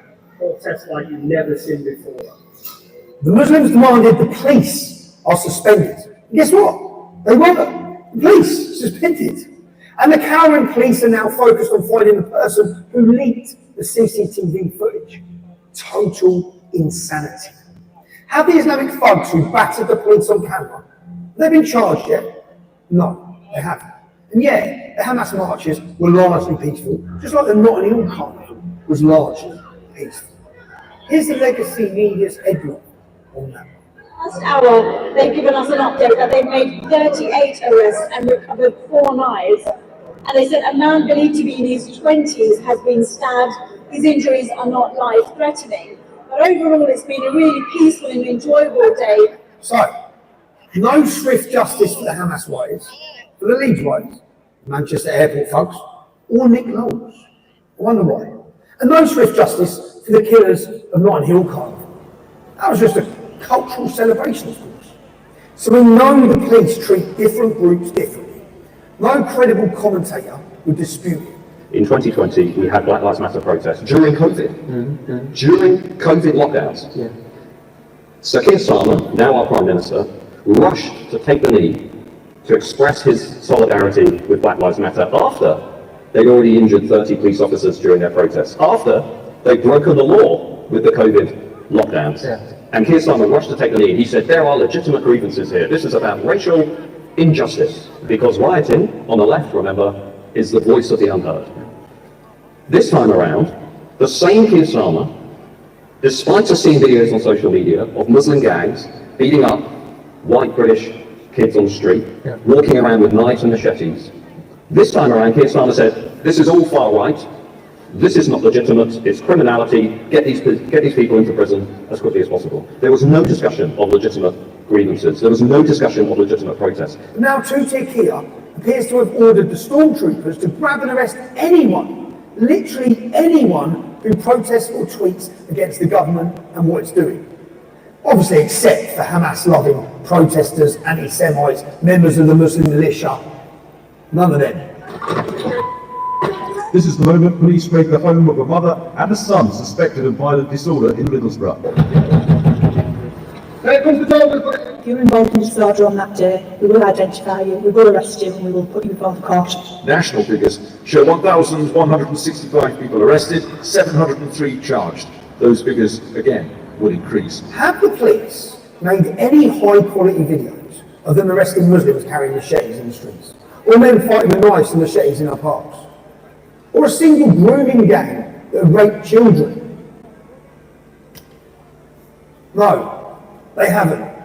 They saved their high-quality videos for people saying mean words on Twitter. We do have dedicated police officers who are scouring social media. Their job is to look for this material and then follow up with identification of this. That the UK actually has a massive force of police officers scouring the internet for any repost, retweet, or original content that could theoretically incite whatever the government deems to be racial hatred. And if you engage with or repost that content, you are deemed so dangerous for society that they will arrest and prosecute you. So this is another man being sentenced to prison for a Facebook post that he made. And in this video, the judge tells you what he posted and how long he's getting in prison. And I'll let you make your own mind up. Have a look at this. You went on to say that you did not want your money going to immigrants who, quote, rape our kids and get priority. Given the life of Riley, off the tax us hard-working people earn when it could be put to better use. Come over here with no work visa, no trade to their name, and sit down and boss. And then there's more people being put out homeless each year. They get top-band priority on housing and many more reasons. This offence is so serious that an immediate custodial sentence is unavoidable. The sentence that I pass is being reduced by 1/3 to reflect your guilty plea. The sentence is 20 months imprisonment. Every tyrant knows you can't run a totalitarian state unless the judges do what you tell them to. In Russia, North Korea, they're awarded dachas, second homes in the countryside. In England, you get honours for doing what you're told. Honours. Let's be very clear, this has not been about protests, this has been about violence and thuggery. Bewildered Yvette, tough on crime, tough on imaginary crime. Her message to the judges was clear. People who tweet dissent, they're criminals. That's what she said, judge before any trial. And those judges have been busy. You have brought shame on yourself and the town of which you are a resident. You must be punished for what you did. The only mitigation, as I have indicated, is your guilty plea. Accordingly, the sentence is reduced to one of 2 years and 8 months imprisonment. I appreciate that will fall hard upon you as a senior citizen. Most of these cases that I've been reading about, for example, the case of this poor man, David Springer, a 61-year-old who's been working as a train driver for 42 years, who's now taking care of a sick wife, who has been sentenced to jail because they wanted to make a sacrificial lamb out of him. They wanted to set an example to the rest of the UK, and that message was very clear. That message was, you don't get to disagree with us. You don't get to be present at these protests, because David Springer did absolutely nothing. And we have video footage of that. He was there. He, according to the reports, maybe shouted something at the police. Well, boo-hoo. Is that worth 18 months in jail?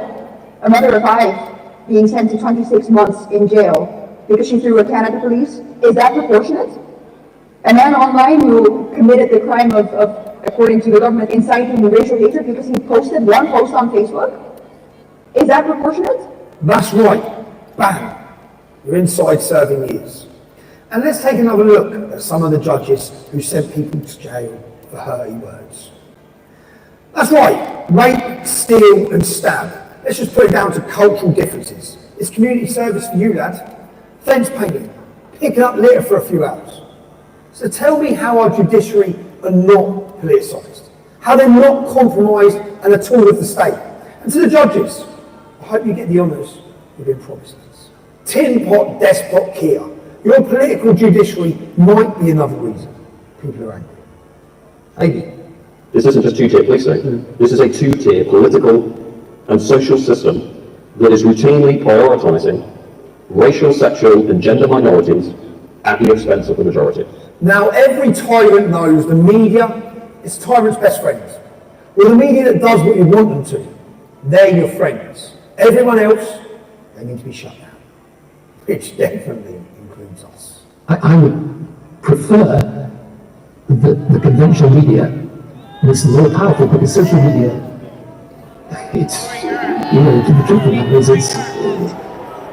it's got many great aspects to it in terms of the way people interact with each other, but in politics it's a bit of a pain. That's right. They call it misinformation. You and we call it the truth. And the legacy media, they've been a cheerleader for mass migration agendas of successive governments. They've continually supported their open border policies. Just look at this. والله الشعور انحبست انا شهر كامل بالسجن. حسيت انه انا لو كنت بسوريا او بالاردن كان احسن لي صراحه يعني كنت لانه ظلم وظلم وحبست شهر. That's right. The people held up to us by the media as shining examples, they all turn out to be rapists as well. More migrant rapists.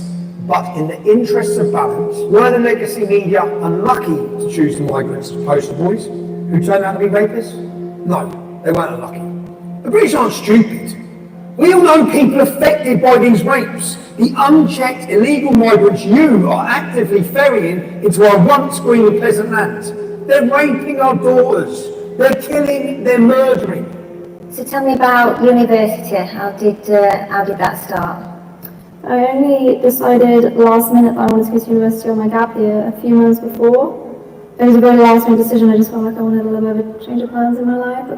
How long had you been at university before the attack happened? 2 months. So not long. Yeah, new city, new lifestyle. Okay. I'd first met this man, or seen this man, way back in the city centre. Okay. He'd followed me for a very long time before the attack. Okay, so he'd followed you for a long time. Mm-hmm. Then what happened? So he just kind of grabbed me on the street and just kind of pulled me into the churchyard. So he pulled you into the church? Yeah. And then what happened? And then he kind of pushed me against, it was like a concrete block. Okay. and then just got pulled down my underwear. I suppose it's every parent's worst nightmare. She's very innocent, very trusting, and I was told that I just needed to step back as a dad. You want to take control, and you want to get in there and fix all the problems. But on this occasion, I had to step back and trust the police. And how long was it before you got to trial? It was 6 months, exactly 6 months from the day he was remanded. And did you go in and give evidence? I did. That must have been difficult. How was that? It was difficult. It was especially difficult because I had my final exams for uni on the same week. Wow. University, my exams for university were over a 2-week period, and it fell in the same week as the trial. So I was in and out of the exam hall and in and out of the courtroom at the same time.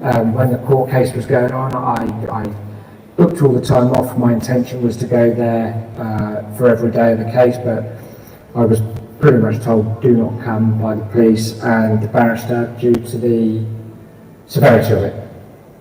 My daughter closed down, didn't want any help. She was going to deal with this herself. It was very tough on her. She had lots of breakdowns. We had to drive up to where she was many times, 2, 3 in the morning to help her. So tell me about the rapist, where we living.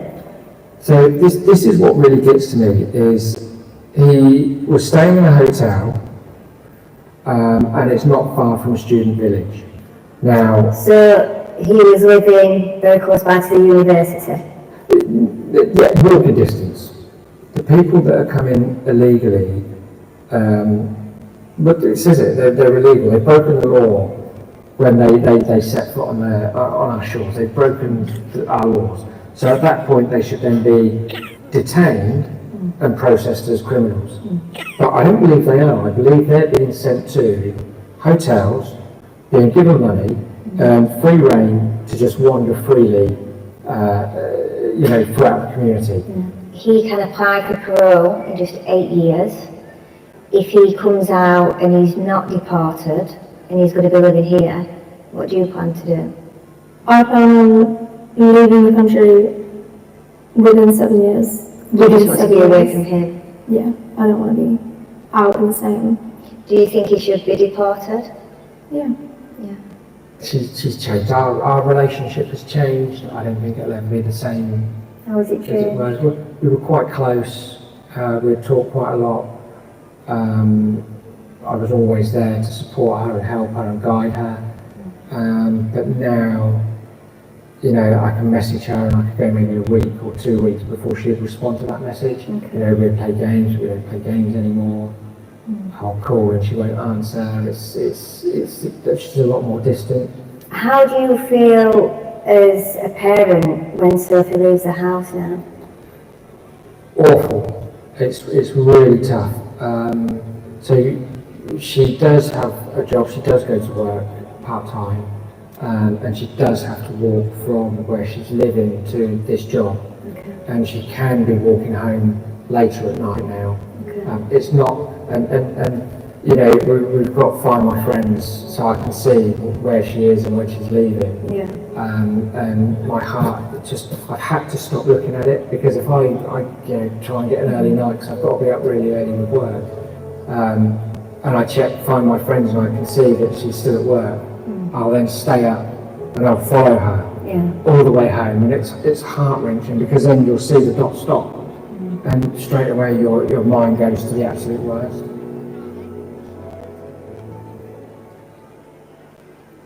Is this an isolated case? Was this just one migrant in one city who's been housed and fed and paid for by the British public, who's decided to rape an English woman walking home? Or is this happening widespread across the country while migrants housed in hotels? Kia, maybe this is why people are angry. Maybe. And let's just have a little challenge here. Let's go on the internet and search a couple of cities. I could pick any city in the UK and search migrant, refugee, rape, and it will bring up cases. We simply don't have time to go through every rape of a migrant in every hotel for this documentary. But can you understand why people are angry? If it's not the migrants in the hotels, just refugees and asylum seekers are literally raping in every single town and city across the UK. Kia, maybe these are the reasons the British public are angry. Now, the media told you the people in Hartlepool were far right for protesting the hotel.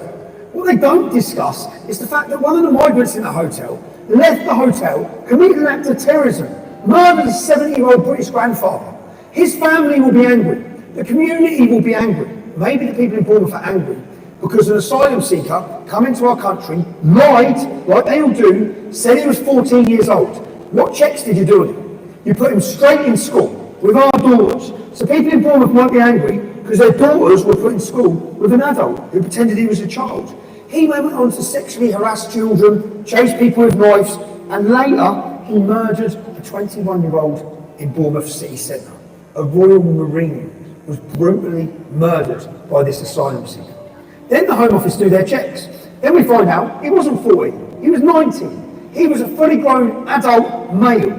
You put him in school with children. Then we find out that on his way to Great Britain, he murdered 2 people with an AK-47 in Serbia. That's right, a cold-blooded killer with no checks, with no vetting, was put in school with parents in Bournemouth. People in Bournemouth are not angry because they're far right or they're racist. It's justified anger because you're failing them time and time again. It's a reality. This is justified anger because of government failures, but they cover it all up. They don't want to talk about their failures, just blame it on the imaginary far right. No Keir Starmer, no the establishment, no the media, and no the government. Every part of this is your fault. It's your failures. You've brought these people into our towns and cities. You've endangered our families. That's why the British public hate. Look at this. Of course, any statistician will tell you correlation doesn't mean causation. It makes you wonder, doesn't it? Let's have a look at the statistics for Sweden, since they opened their borders with rape as well. Literally, the graphs look identical for any country with open border mass migration, Islamic immigration, and rape. Remember, there's 1.7 million unemployed and economically inactive migrants here right now, costing £8.5 billion a year. Anyone out there working right now, you're paying that in your taxes. He says nothing and does nothing about radical Muslim preachers. How about the one who commits adultery sinner? What about the one who rapes a child? What about the one who drinks alcohol? Good or bad? This person, one person that commits all of these sins, he commits all of these sins on a daily basis, but he prays is better in the eyes of Allah than the one that doesn't commit any of these sins but doesn't pray. Then we also powerful. If you accept it, then you're part of it. You don't accept it, but you have to dismantle it.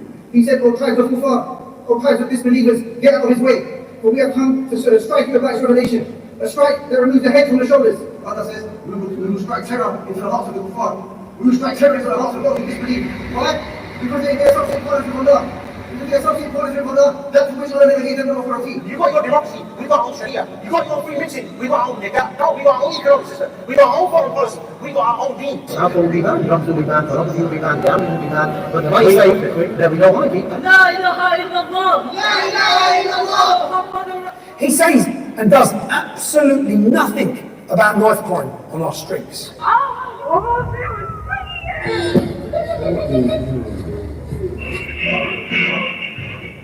He says nothing and does nothing about Islamic terrorism, jihad, Islamic courts, female genital mutilation, misogyny. He can't tell you what a woman is. He kneels for Black Lives Matter. I could go on and on. But he can dispense summary justice for anyone who disagrees with him. Remember how they hate scrutiny. They can't allow their agendas and failures to be exposed. Make a sentence read, go to jail. Go directly to jail. Enter the UK illegally. Come on in. How's your trick? Have a 5-star hotel.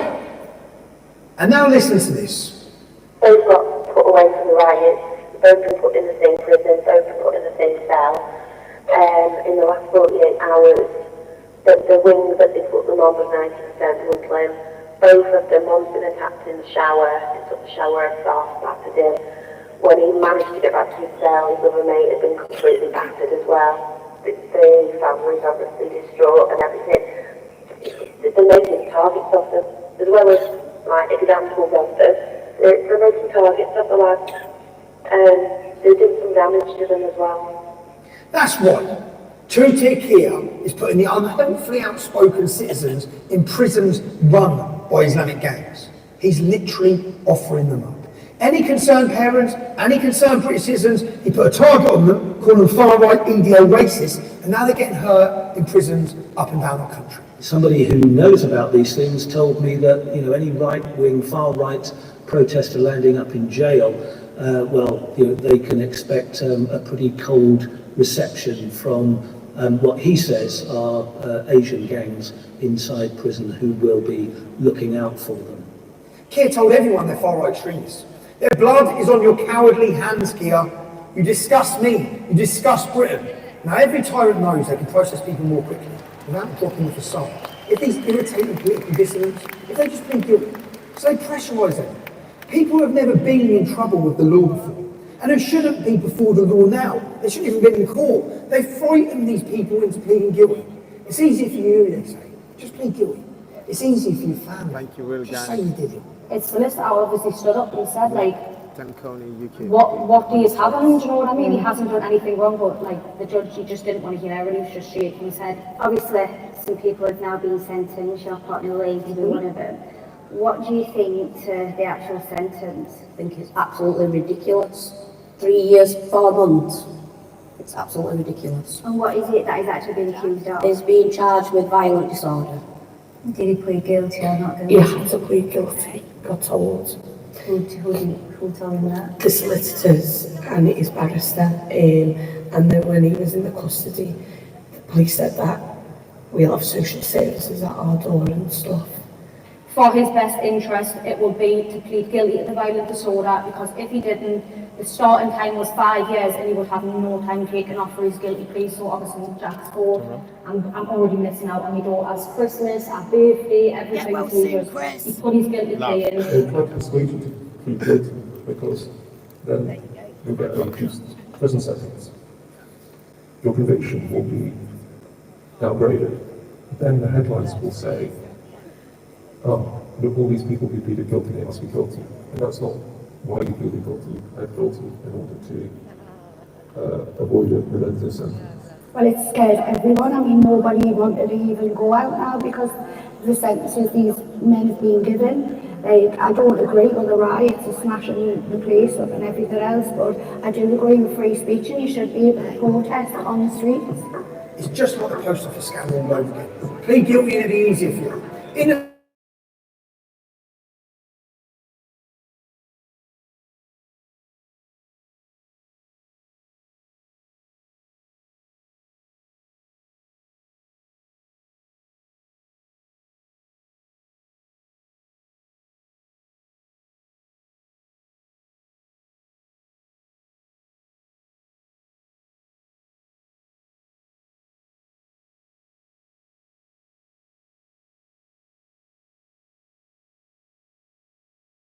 global utopia, with them in charge, of course. The World Economic Forum has already published their plans. Global research is necessary because we have seen that our policies which we pursued before the coronavirus struck us, that those policies do not create the necessary inclusion of society necessary for harmonious societal development. We are led by people who don't believe in borders, people who don't believe in nations, people who don't believe in freedom. These are people who are full of lust for power. People who are rapidly dismantling the cultural inheritance with which we were all blessed. Freedom, equality under the law, Magna Carta, and democracy. These are people who want you to be dependent on the state so they can control you. We are led by globalists, totalitarians, and communists. This is the main problem. These tyrants are also cowards. They're driven by fear. They fear so many things. Being exposed, losing power, the truth, Islam, and they fear we, the people. They are bewildered and frightened, and like any cornered animal that makes them dangerous. They lash out at their own citizens, vulnerable individuals. They're busy arresting children, but they won't confront Islam. They may be too frightened of what might happen if they do. Or maybe they don't know what to do about Islam. Or perhaps they don't care that Islam is incompatible with our way of life, because these communists care little for our way of life. Regardless, for now, they cower before Islam. They leave unchallenged the masked armed gangs, the mobs, the militias that wreak havoc on the streets, because chaos serves their purpose. It gives them a reason to act against dissent, and the dissent for now is from the British people, tweeting about the government's failures. And right now, of course, our nation is crumbling under the weight of mass migration, legal and illegal. So many men from countries and cultures that will not assimilate, cultures that teach their children to hate the West. It's out of control, and it serves the purposes of the globalists, the totalitarians, Kia and his apparatchik communists. Mass migration is part of their plan.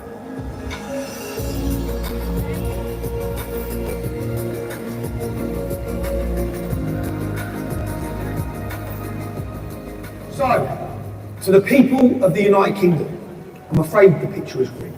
Our country is in peril. We are led by tyrants and cowards. Our borders are porous. The government is imprisoning its political opponents. That's right. We now have political prisoners. Ordinary, law-abiding people imprisoned for their views. Let that sink in. We all need to understand the freedoms our forefathers fought for, the cultural inheritance with which we were blessed. Neither of these things, our freedom nor our culture, neither is guaranteed.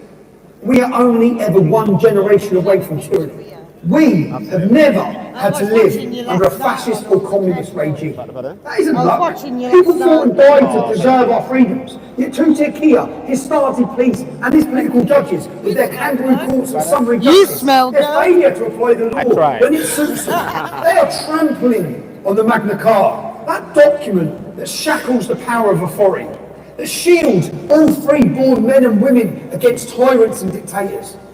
As Thomas Fairfax declared, holding up the Magna Carta back in the 17th century, this is what we have fought for, and by God, it must be maintained. The principle that lies at the heart of the Magna Carta is that the powers that be, they must obey the law, and they must apply it without fear or favour.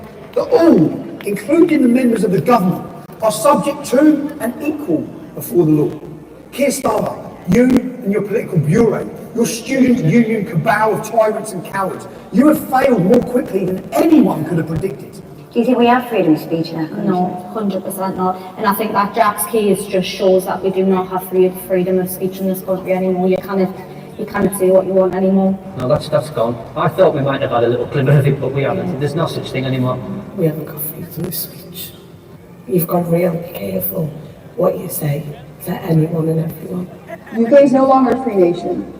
If you do not have democratic options to express your disagreement with the government, that country is no longer a democracy.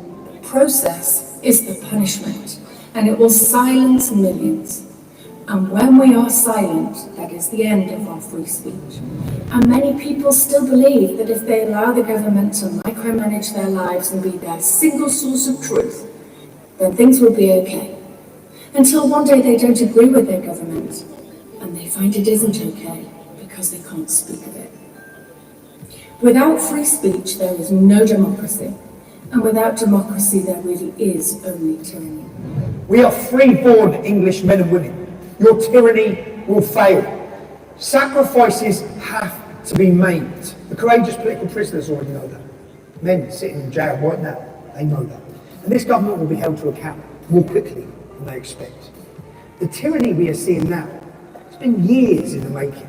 Blair, Cameron, May, Johnson, Sunak, and now Starmer.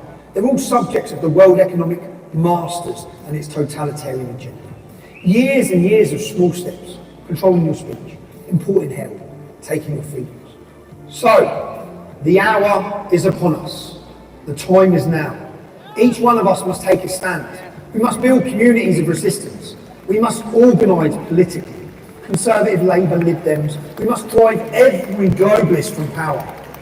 We must reclaim our nation. This is very urgent business, ladies and gentlemen, I beseech you. Resist it while you still can, and before the right to complain is taken away from you, which will be the next thing, you will be told you can't complain. Watch out for these symptoms. They're the symptoms of surrender. Resist it while you can. We must resist while we still can.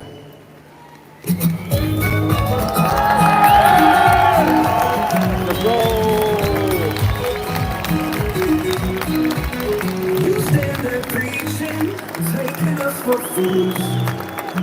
One more boat wash up, you focus on the fuel. The art of distraction from the issue at hand. A foreign invasion of our ancestral lands. They are no refugees, they are all fleeing from war. Most of them are fighting age, man, what do you think they're coming in for? Shame on you, we're not far, right, shame on you. Tell the truth, shame on you, shame on you, shame on you, shame on you. Draped in new designer suits, paid for by Lord Ali. While you take the side of every minority, you brand the British people, indigenous to this land. As far-right racist thoughts, why can't you understand? They are all refugees, they are all fleeing from war. Most of them are fighting age, man, what do you think they're coming in for? Shame on you, we're not far right, shame on you. Tell the truth, shame on you, shame on you, shame on you, shame on you.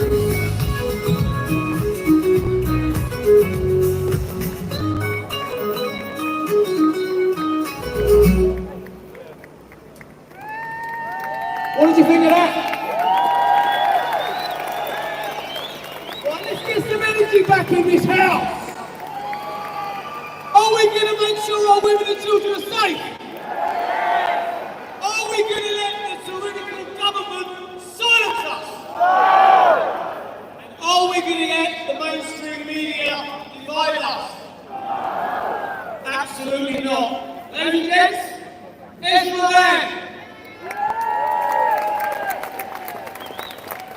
It's great to see everybody.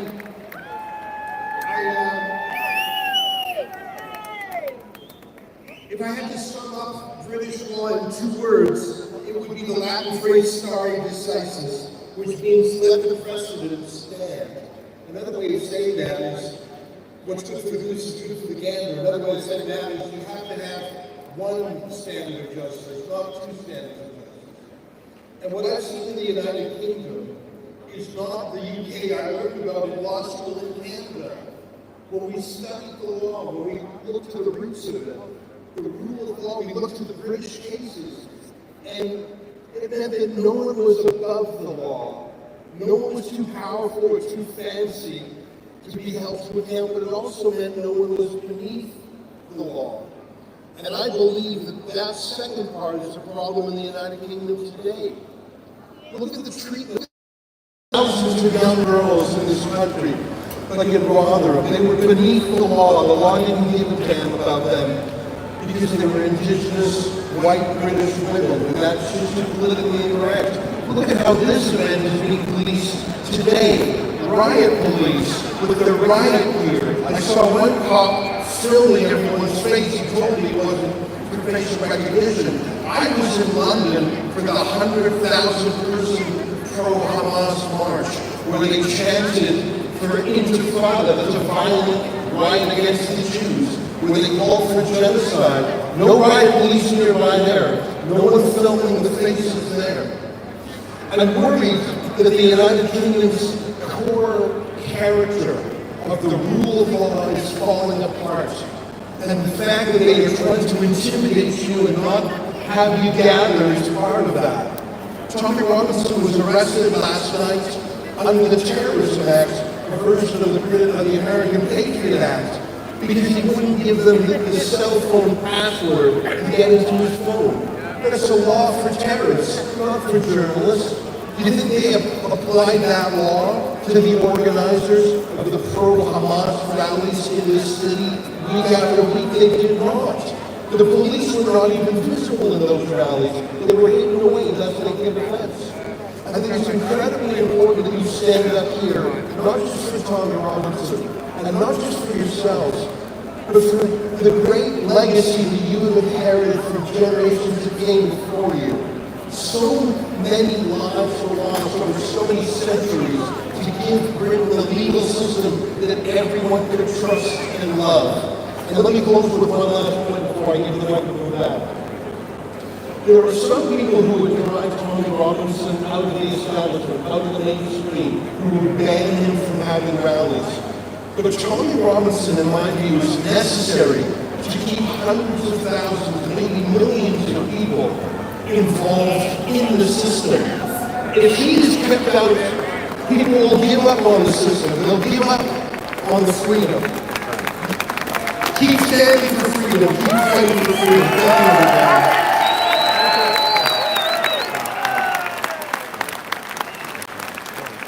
Here's something you'll all be interested in. So, behind the scenes, Urban Scoop have been talking to Tommy today. Alright, hold on. I need to get on this. No, oh, I love this. I'm up for it, are you? And now I'm going to have a few words from a man of God, Canon Philip Harris. Sorry, is that over here? Good afternoon, everyone. Can I cause chaos for a couple of moments?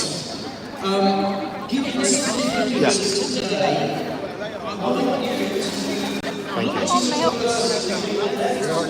you. Yeah, good to see you. Yeah, good, bro.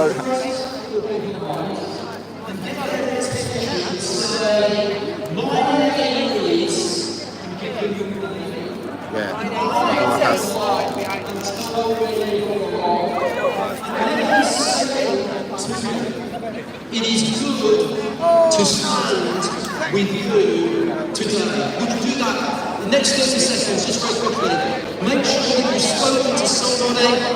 Introduce yourself. Introduce yourself to somebody. Hi, I'm Shady. Alright, what's your name? Scott. Nice to meet you, Scott. That's Shady. Shady, yeah. It's Shadrach. YouTube? YouTube, isn't it? So congratulations. I'm like streaming at the moment. For people that can show up, so they can like, get experience as well. People need to come out though. I came down Megabus through the night from Glasgow, back up tonight through the night from Glasgow, back to work, out working tomorrow. It's no excuse, you need to get here, people. You need to turn up. Yeah, next time you better come. Love, thank you. For the next few moments. Today is a wonderful event. It's for the good people of this fair and pleasant land to meet, to say that we love our nation. And that is why we are here. You can do better than that. We love our nation. You did already, yeah.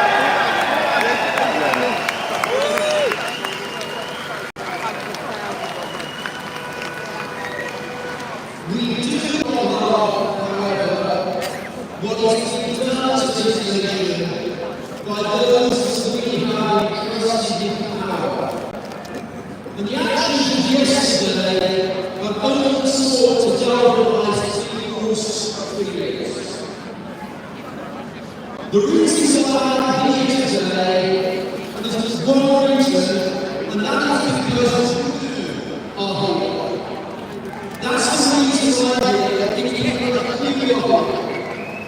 There are all kinds of people all over this gathering this afternoon who are hurting, who are frustrated, who are angry, who are confused, who feel their and in the case of the family of Peter Lynch and others are bereaved.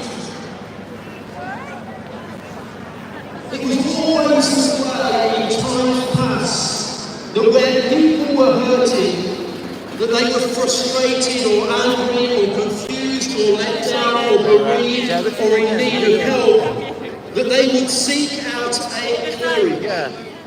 And that is why I'm here today. I'm here for every single one of you. And that's why I accepted the invite. I'm here for those like Peter, whose lives have been ripped from us prematurely. Alright, sir.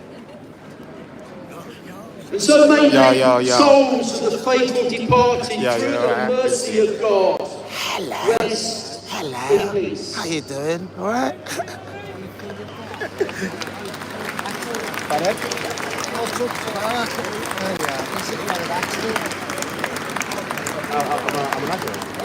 However, as a priest in God's church, I feel that I need to do a couple of things before I hand the microphone back. I feel firstly that it is necessary for me to apologise to you for what the church has often done to you and how the church has let you down. And for that I am sorry. I need to apologise for the church's involvement in scandals, where evil people, like in other institutions, have been able to infiltrate her ranks. The church should have been better, but I am sorry. Hello, mate. The church is meant to be the hands and feet of Jesus. I'm therefore sorry for where the church has failed too, and not stood up for the nation and spoken into the nation in the way that we have deserved. I'm sorry that the church has not protected the heritage of this nation and instead has gone after other agendas instead of the message of Jesus.